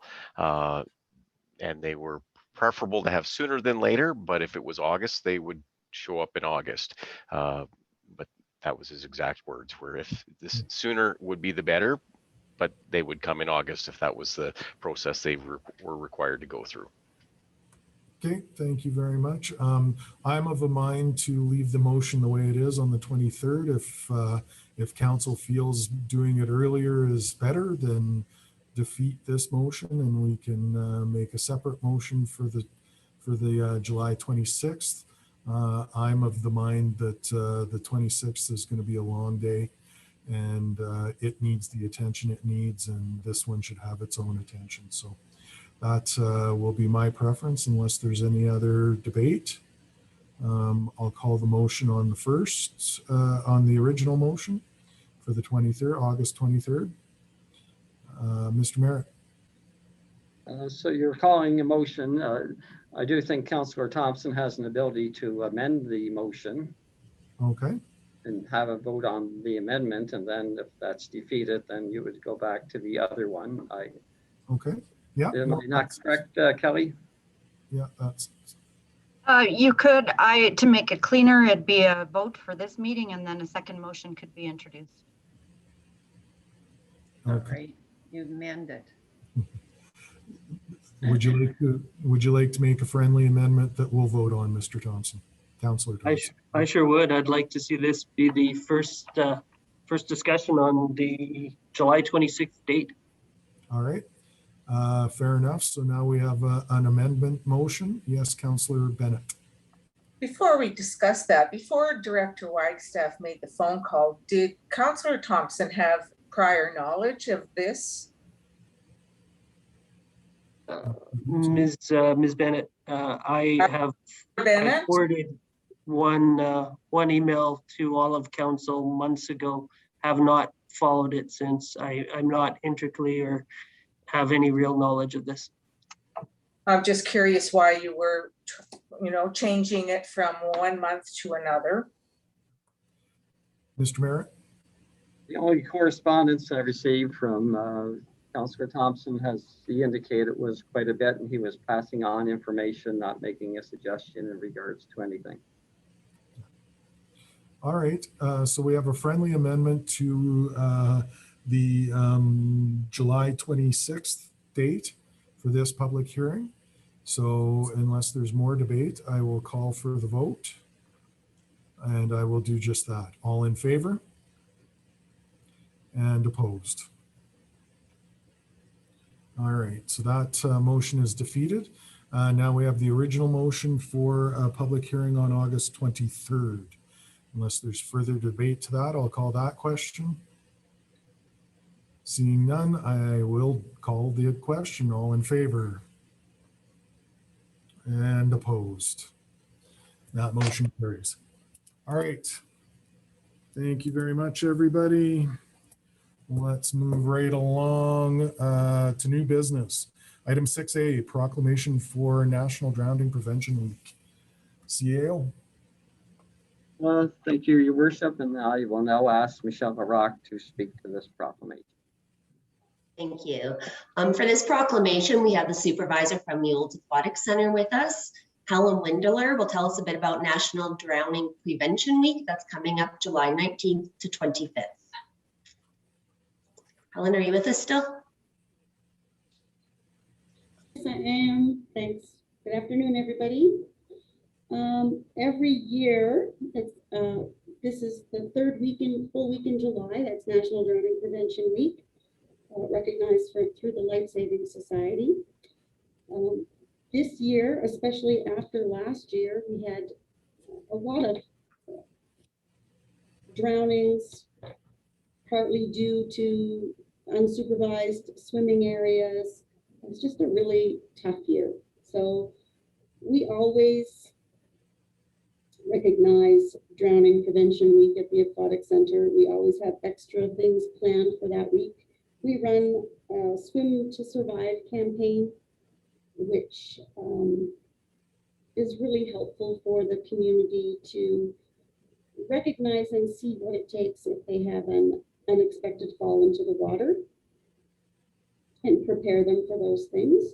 One of the really great things that happened this year, just in April, was that the United Nations adopted a historic first resolution on a global drowning prevention day. So the day immediately following the National Life-Saving or Drowning Prevention Week is World Drowning Prevention Day. So July 25th will be right after our week. So there's some specific messages that we like to highlight during the week for drowning prevention. Like watch me, not your phone, be boat smart. The Swim to Survive Challenge, we offer that all the time and all year, but we especially focus on it during that week. Swimming with a buddy to stay safe, knowing your limits, and being water smart all year round. So we're really happy to still be able to promote this, bring some information and knowledge to the community members, and really work hard to prevent drowning and keep everybody safe in, on, and around the water. Excellent. Thank you very much, Helen. May I start with a motion, please? Councillor Thompson. Yes, Your Worship. I would like to move that July 18th to July 24th, 2021 be proclaimed as National Drowning Prevention Week in the town of Olds. Excellent. Are there any questions, comments, concerns regarding the motion? Questions to the presenter? Seeing none, I will call for the votes. All in favor and opposed. That motion is carried. Thank you so much for the presentation. Thank you. You're welcome. All right, let's move along to item 6B, sponsorship for the Mountain View Seniors Housing Foundation Golf Classic. CAO. Okay, thank you, Your Worship. And again, I'll ask Michelle Larocque to speak to this item. Absolutely, thank you. So Mountain View Seniors Housing currently operates 4 lodges in the communities of Olds, Sundre, Carstairs, and Didsbury. They are holding their annual golf tournament with all funds being raised going towards these lodges. This year it's going to be held in Carstairs on the Carstairs Golf Course on September 16th, and administration is recommending a silver level sponsorship of $1,000. Excellent. Thank you, Ms. Larocque. May I start with a motion, please? Councillor Ryan.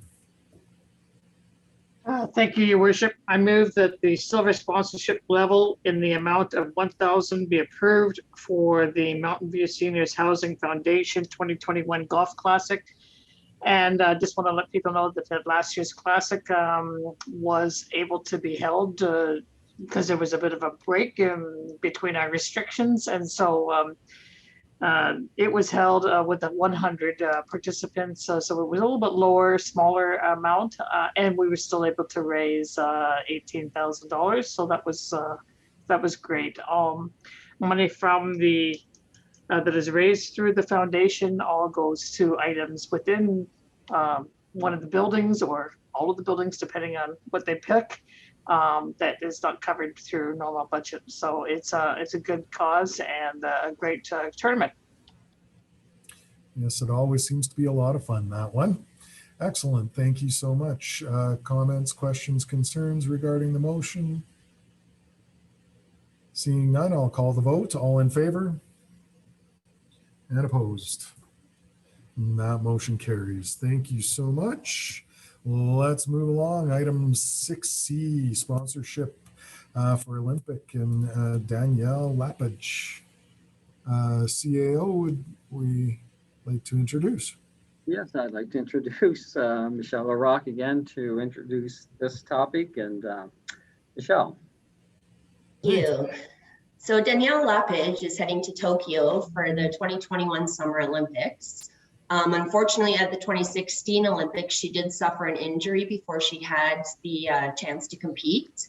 She has since then had surgery and worked really hard to overcome this. She did grow up in Olds and represents the community with pride, and administration is recommending a donation of $5,000 to help her with monetary challenges as she continues her training in order to attend the Olympics in Tokyo this year. Excellent. Thank you so much. May I start with a motion, Councillor Overwater? Thank you, Worship. Yes, I move that a donation to Danielle Lapage in the amount of $5,000 to support her efforts to train for the Tokyo Olympics be approved. I would just like to say when she went to the Olympics last time, there was many of us that were at the old cinema theater watching, and I was there with my good friend, her aunt, Carrie Richardson, and we're sitting there watching and we're thinking, she just doesn't look good. There's something wrong. And I think in her practice or something like that, she ended up pulling the back muscle in her leg. And all of us sitting there, we were just like, we're all waiting for this big fight to happen or this big wrestle. And all of a sudden she's crying, everybody in the cinema's crying. And then next thing you know, she's carried off. So hopefully this year I think she's worked very, very hard to get herself in shape, and I hope the cinema will do it again, but certainly all the best to Danielle. Absolutely. Thank you very much. Any other comments, questions, concerns? Seeing none. Oh, yes, Councillor Thompson. It should be noted that this individual has actually spent a significant amount of time speaking to other groups and students and things in the community. She is an outstanding ambassador and one I think we can definitely be very proud of. Absolutely. Councillor Ryan. Thank you, Your Worship. And I just wanted to add that this is a tremendous use of the Legacy Foundation funding that was put aside and that we had returned. And I think this is a great use of that funds. Most definitely. Thank you for pointing that out. All right. Unless there's any other comments, I'm prepared to call the vote. All in favor? And opposed? And that motion carries. Excellent. All right. So we do have one added items to our new business. Item 6D, tender process. I believe that was Councillor Overwater. If you'd like to speak to this one. Yes, thank you, Worship. Yes, it was brought to my attention that, some other communities, they do, for example, Carstairs, they have just put out the tenders and awarded the tender for their new fire hall. And it was brought to my attention as to why the town of Olds does not do that, put the what the tenders were, and I know we put out who was awarded, but we don't necessarily put out what the different amounts of the tenders were. Is there a reason why we don't do that, or should we be doing that? The public is asking why we don't do that. CAO. We'll ask Director Linderman to speak to what we do in regards to tenders and procurements. So Director Linderman. So we don't post the winners or whoever's awarded on our website directly. We do post it on the purchasing website. So anyone who sorry, I'm losing you. Sorry. Oh, can you hear me now? Yeah, you're kind of in and out. So we do post it on Alberta Purchasing Connection. So that's where that goes. And anyone who bid on the tender, they also get notification of who was awarded and the award price. Councillor Overwater. Thank you, Worship. Yes, and that's fine that it's posted there, but why would we not, put it in the paper for our own public to know that? I mean, that has been, kind of a conversation ever since I've been on council, second term councillor, so just 7.5 years. It has been a conversation as to why these tenders aren't, publicized. Other communities do it, and our citizens are inquisitive. They would like to know. So, is there a reason why we can't put it in the paper? Or do we need a policy change, or? Yeah, so that would require a change to our current purchasing policy. That's not quite how it is right now. Well, certainly we can bring that back if that's the wish of council. So we will certainly do that. Okay. Councillor Harper. You're on mute, Councillor. Thank you. I certainly believe that a report in reference to tenders should be brought back to council for to report so that the public is aware of the prices that were bid as well as the winning tender. Right. I think that information is on that other website, but I think it would be much more streamlined for us to have it on our own. But the general public is not aware of that. No, most definitely so. I will need to seek advice. I don't think you can give out all the bids. You can only publicize the awarded. Well, I'm going to tell you, the town of Carstairs put it out in the paper, in the Mountain View paper, 3 different bids. So I think we need to get clarity on that then.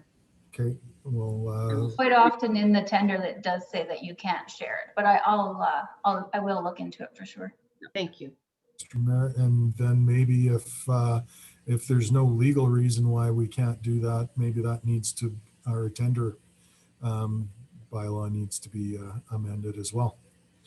Councillor Ryan. Thank you. That's exactly what I was just going to say. Is there any reason for not providing that information in public? Is there some kind of a FOIP situation?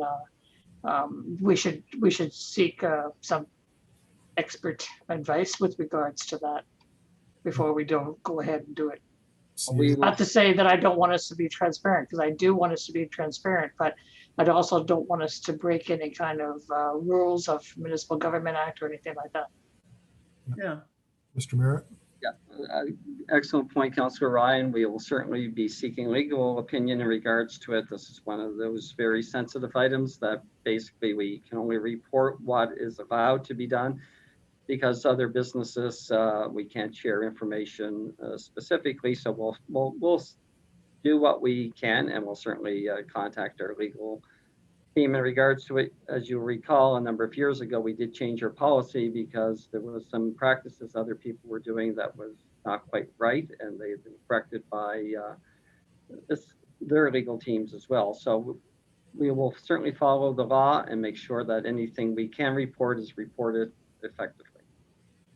Yeah, and at the very minimum, I think we need to get that information on our website, even if it is just the winner and the winning bid.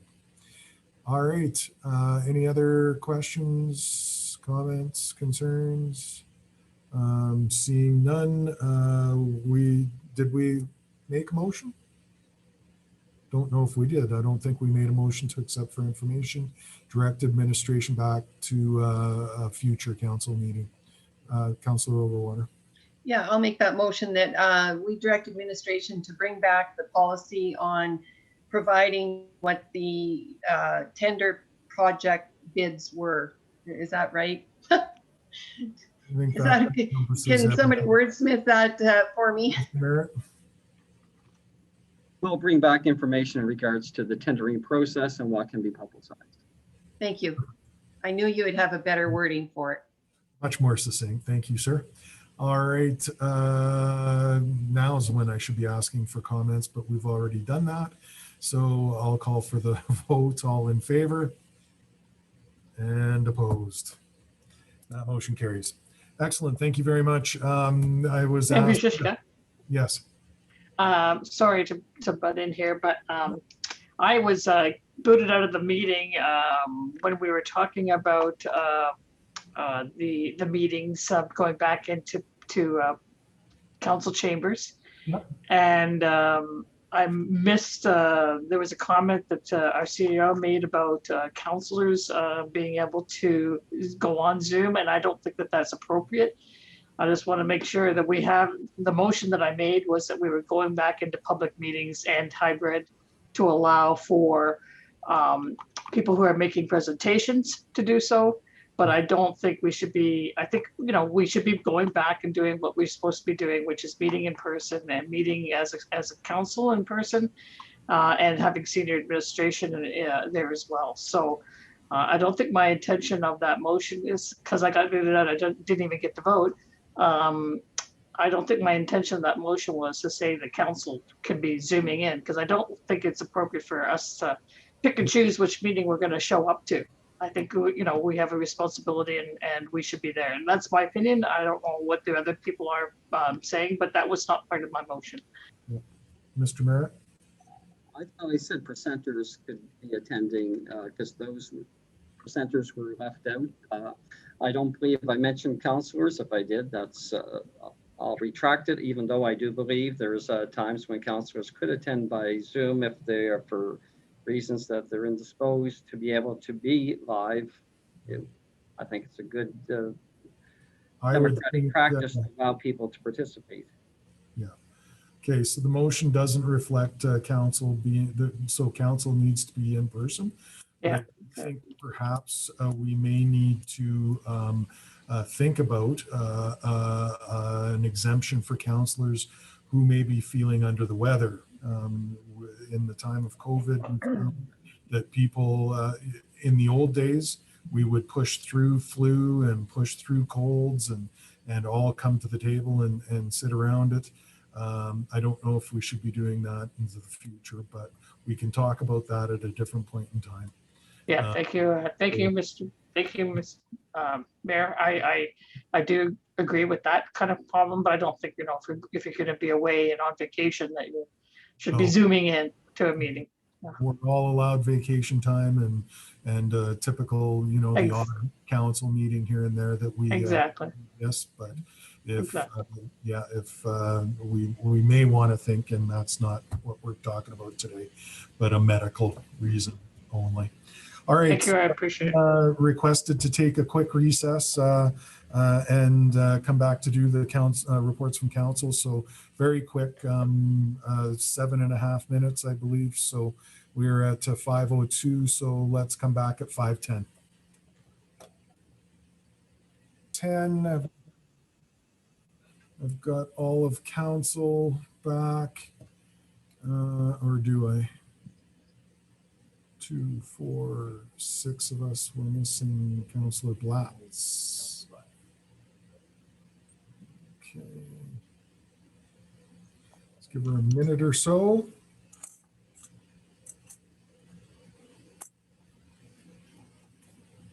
There she is. All right, welcome back. I'll call tonight's meeting back to order. We do have one councillor that needs to leave at 5:30, so I hate to do this for the public, but I'm going to move our closed sessions up the agenda to right now, and then we'll come back and and do the reports from councils, boards, and committees. There's two ways to continue in the meeting platform. One, you may click on Leave the Meeting and Leave the Meeting, watch the Town of Old's website and Facebook for live updates as to when council will return. Administration will post the meeting time to reconvene, and attendees can rejoin the virtual meeting at that time. Or you can stay online in the virtual meeting platform, and administration will move you into the waiting room. And then once we're done our closed session and council has returned, meeting attendees will be brought back into the live session. So at this point in time, we have two closed sessions to go into. May I have a motion to go closed with the two? Well, let's start with the first one that was on the agenda and then the added one. Councillor Ryan, the first one. Yes, thank you, Your Worship. I move that we go into closed session under FOIP section 25, disclosure harmful to economic and other interests of the public body. And we will need all of council and our executive team, I believe, as well as CEO, Mr. Merritt. And somebody can correct me if I'm wrong, but those are the people I think we need. And the legislative clerk could stay for the ICC session, often who is the recorder for the ICC meetings. Great, thank you. Excellent. All right, questions, comments, concerns on that motion? Seeing none, I'll call the vote. All in favor? And opposed? That motion carries. All right, Councillor Overwater, may I have a motion for the second one? Did we determine? I think it was 17, was it not, Mr. Merritt? Yes, it's section 17, disclosure harmful to personal privacy. Okay. So, and for that session, we'll need only Mr. Merritt. Only Mr. Merritt, yeah. Council and Mr. Merritt. Yeah. Excellent. All right, comments, questions, concerns on the second closed session? Seeing none, I'll call the vote. All in favor? And opposed? Motion is carried. Mr. Fox, could you?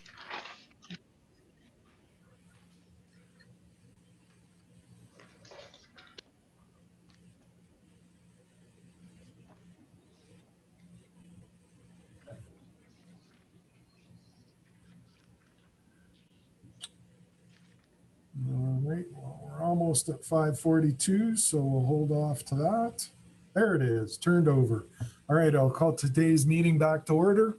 Thank you so much for allowing us to do our closed session early. And now we'll move along to item number 7, reports from council, boards, committees, and so forth. We did have, we've lost 2 councillors that have had to run. Councillor Blatz and Councillor Harper send their regrets for the rest of the meeting. Let's start off with a motion to accept today's council meeting for information. Councillor Ryan. Thank you, Your Worship. I move that the reports from council, authorities, boards, committees, and commissions, boy, that's long, ending June 28, 2021, be received for information. Excellent. Don't mute yourself. And, you get to go first. Oh, that's right. I'm going to go first. Okay, so I have put in my report from the FCM. As you can see, it's in the agenda. And then I also have circulated earlier today around noonish, I guess it was, my council committee report.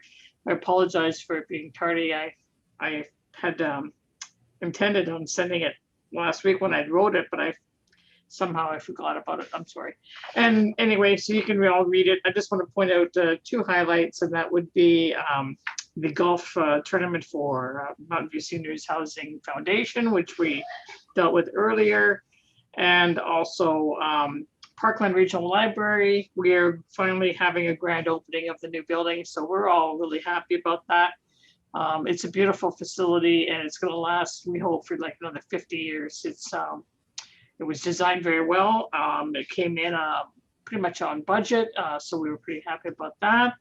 And it's going on July 17th from 11 to 2. If you can't if you ever get a chance to go out there and you can't make it that day, then certainly it's worth a tour.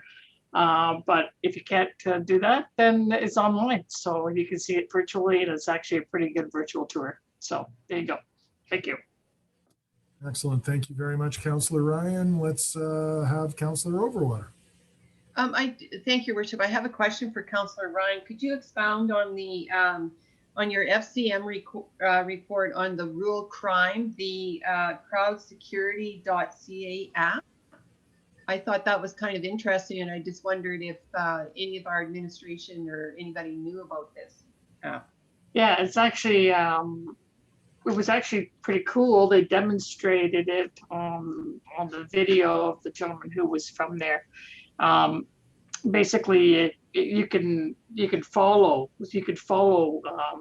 an incident. So if anybody is having a break-in or something, or knows about a break-in, they can put it on an alert, and other people can go on and they can add to it. So if they see it, so say if there's a suspicious car, the first person spies it and says, okay, here's the location, and then as the car moves on, other people can spy it and add to that information, so they can track it, and it aids the RCMP into enforcement later on, because this all is being tracked.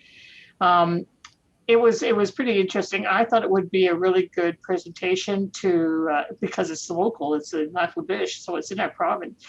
A good presentation to be had for Councillor Thompson for your COP, Councillor Warder for our Police Advisory Committee, and even let our Rural Crime Watch people know. I know that there's an also Rural Crime Watch group here too, so it might be something that, I don't know, we could go on Zoom and all three groups see it together. So yeah, that's a good idea. Something that we could reach out to. I don't have the information as to who was involved from Lac La Biche County, because they did not make the presentation. It was actually made by that company. So, but it's something that we could easily track down just by calling the county office, I would imagine, or find out how we can get some kind of presentation here. It was really quite interesting. Possibly in the fall. Yeah, and it's something that also could be used, for, say, if you were lost or you had a breakdown in your car and you're out in the rural community, other people you could put it on your app and other people could respond and help you. So, yeah. Anyway, it's pretty cool. Sure that they don't think you're a criminal. Yeah. You want me to do my report? You might as well. Okay, I apologize. I don't have a written one, but anyway, I attended the several BIC meetings, which is Broadband Investment Committee, council meetings, policy and priorities, Central Alberta Economic Partnership. We still had many meetings regarding the HR policies and renewing the contract for our executive director. I tried to get on the Schnucks Edge meeting under Google Meet. That never did happen. However, the other ones would have reported on that. Attended the ICP meeting with the ICP committee and AEMA director to discuss how CAPE managed the COVID. And we had the presentation this afternoon from that division as well. MPC, we approved a garage suite. We approved the deck variance, and building permits are up from 2020 at 1.7 million to 2021 4.097 million. So that's a good thing. Attended public art advisory. We are having a major discussion on the murals, and we sent quite a bit of stuff back for administration to investigate and come back on that. So we're trying to get that organized as soon as we can, and hopefully we can get it organized before October. CAPE, we had the annual general meeting. Premier Kenney was the one who, he was our special guest speaker, and which was quite an anomaly in itself. I think we had, almost an hour with him, which is pretty good considering, how busy he is. His time is very valuable, and I don't think any other RITA had that same time with him. He was very open to all questions. He is very positive as to the direction that Alberta is going. He's very optimistic in the ag and the ag diversity, the oil diversity as well. Then also attended the Olds College joint meeting, and I did not realize the Olds College had 30 different schools that they partner with their dual credits. So that was very good, and that was it. Thanks. Excellent. Thank you very much. Councillor Bennett. Sorry. Thank you, Worship. I will send a written report in due course. I apologize for that. I attended the regular CAO and council conversations, regular council meetings, and PNP, and I also attended Olds Institute meetings and the Cape AGM, which I thought was very well done this year. It was great, actually, and very nice to hear Premier Kenney speak. Also included in the attendance were Parkland Planning Committee. This was their AGM. I attended a number of BIC meetings and, of course, ICC meetings as well. And the incident command post, the after action debrief meeting, and what worked and what might need to be tweaked. And those were very interesting meetings. And today, of course, we have the action plan. And that's it for me. Thank you very much. Councillor Thompson. Thank you, Your Worship. I first off should thank Councillor Ryan, who attended a good portion of the FCM conference and shared that registration with myself. I did, however, get to some of the sessions, and I was able to participate in the elections. So Michael Yargo, Mayor of Penhold, is the representative for municipalities from Alberta. And as the urban representative, the rural representative is a county councillor from Cypress County, Robin. And if you can pronounce Robin's last name, you will be the lucky winner of a gold star today. Just a little comment. I attended the policies and priorities meeting, the council CAO conversation, and a regular council meeting and the special meeting on the 25th. The incident command post meeting that we all met to debrief was very informative as well. And it was nice to hear how well things occurred and where we have some small areas of improvement. The message at the Central Alberta Economic Partnership meeting that really struck me as true was the Premier suggested that there were two things that municipalities should focus on. One was on economic development, and the other being red tape reduction. Our business rep represented us very well.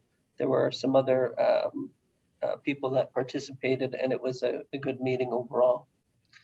I attended the Citizens on Patrol AGM on Thursday night after the Olds College partnership meeting. And at the Citizens on Patrol meeting, they elected a new chairperson. He is somebody who is known to us. He is a firefighter for the town of Olds, and his name is Spencer Perot or Parrott. They do have a full executive. They did have a small but passionate group of people there at the AGM, and they're looking forward to getting more active now that COVID restrictions are loosening.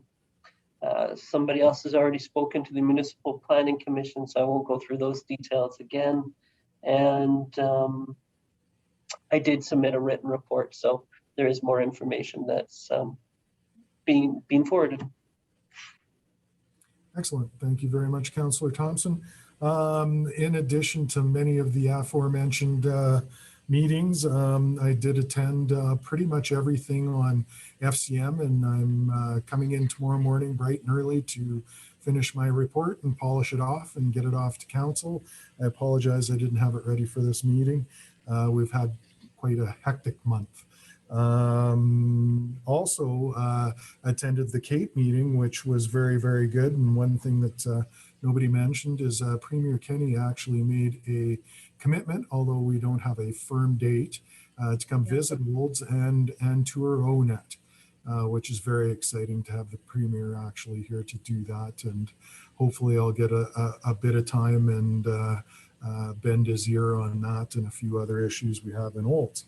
I attended the AUMA Energy and Infrastructure Committee meeting, and a number of issues there. I'll get some written report out to the council on what I'm able to talk to you about that. A lot of that stuff is in camera, and getting some reports ready for the AUMA conference this fall. I attended the Mayors of South Central, the new committee that we struck up. I was a little disappointed in the attendance there. I'm hopefully that caucus isn't losing steam. There wasn't a whole bunch of substance to this particular meeting, and there were a number of mayors that were missing. So I'm going to work a little bit harder with Mayor Hunter to see if we can't reach out and keep that thing going. It was very COVID centric, but I think there's a lot of other issues that group can talk and speak to and have some delegations. So I'm going to work with Mayor Hunter on reviving and keeping that group alive. Maybe we go to every second month or every third month as opposed to having a monthly meeting. I was so very honored, and it was exciting. I actually had butterflies for the first time in a long, long time when I spoke at the high school rodeo at the ORE this past early in June, and it was kind of interesting. It was neat to see. It was held outdoors. It wasn't a particularly good night, certainly not as warm as it is right now. It was actually rainy and cold, and it was really neat to see the graduating class from the high school. They sort of had a grad like most normal high schools have, but it was rodeo participants from all across Alberta. And the young ladies looked absolutely beautiful in their dresses, and of course they're traipsing through the mud in their cowboy boots underneath, which is quite fun to watch. They all sort of picked up awards and so forth, and I was really actually surprised to see how many of these students have scholarships to quite notable universities and post-secondary in the States. So Tracy Gardner and I talked actually quite extensively about trying to find a way and maybe work with Stuart Cullum on finding some sort of way of keeping some of these students in Canada for the post-secondary, finding some way to drum up some scholarships and something like that for some post-secondary rodeo programs in Canada, and not lose them all to the big schools in the US. So that was very interesting. And like I said, I had butterflies there. Then just this past Friday, we had the Olds High School graduation, at which I spoke at, and it was fantastic again to see all the locals, and it was neat to see the kids go across the stage in their gowns, or in their dresses and tuxedos and suits, as opposed to the cap and gown. I kind of like that amalgamation of all in one evening. And then of course they had the parade afterwards, which was a huge success last year, and by all accounts it was just as equally or better success this year. It was really, really well done. So congratulations to all the grads, and that is my report. So unless there are any questions for anybody, we do have a motion on the table, and I'll call for the vote. All in favor? And opposed? Motion is carried. All right. Thank you very much. Let's move along to correspondence and information. CAO. Thank you, Your Worship. There were 10 pieces of correspondence this past few weeks. 6 of them are support for the RCMP from 6 different municipalities. There was 4 other pieces of correspondence. One is a newsletter from the Red Deer River Municipal Users Group, MUGS, and basically it had a series of articles in their 2-page newsletter, news items and other important information. We also received a letter from the town of Bowden indicating that the Bowden Days Parade for July 17th is going to be canceled due to the still COVID situation and the fact that it takes a lot of time and effort to organize such a parade of that nature. The Minister of Municipal Affairs did respond to our letter on the disaster recovery program, and he thanked us for our comments. He did not change his mind in regards to that there would be some cost sharing in regards to future disaster recovery, but he did at least address the issues that we put forth. And then the Olds and District Hospice Society basically thanked the town of Olds for its contribution to their society and the ability for them to speak to us in regards to what's happening with the Hospice Society. So those are the correspondence for the past few weeks. Excellent. Thank you very much, Mr. Merritt. May I have a motion to accept for information? Councillor Overwater. Thank you, Worship. I move that the correspondence information report ending June 28th, 2021 be received for information. Excellent. Comments, questions for Mr. Merritt on the correspondence? Seeing none, I'll call the vote. Whoa, yeah. Councillor Overwater.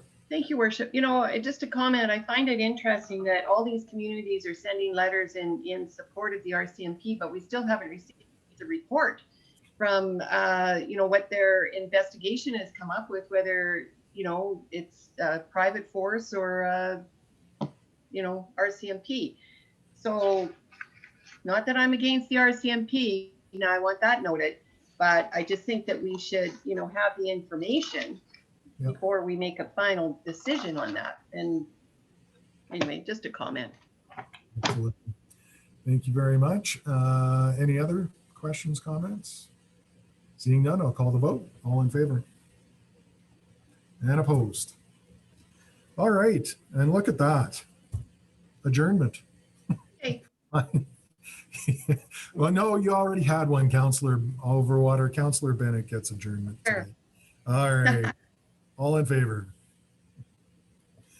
Have a good evening, everybody. Stay Thanks, everyone. cool. Stay out of the Thanks, everybody.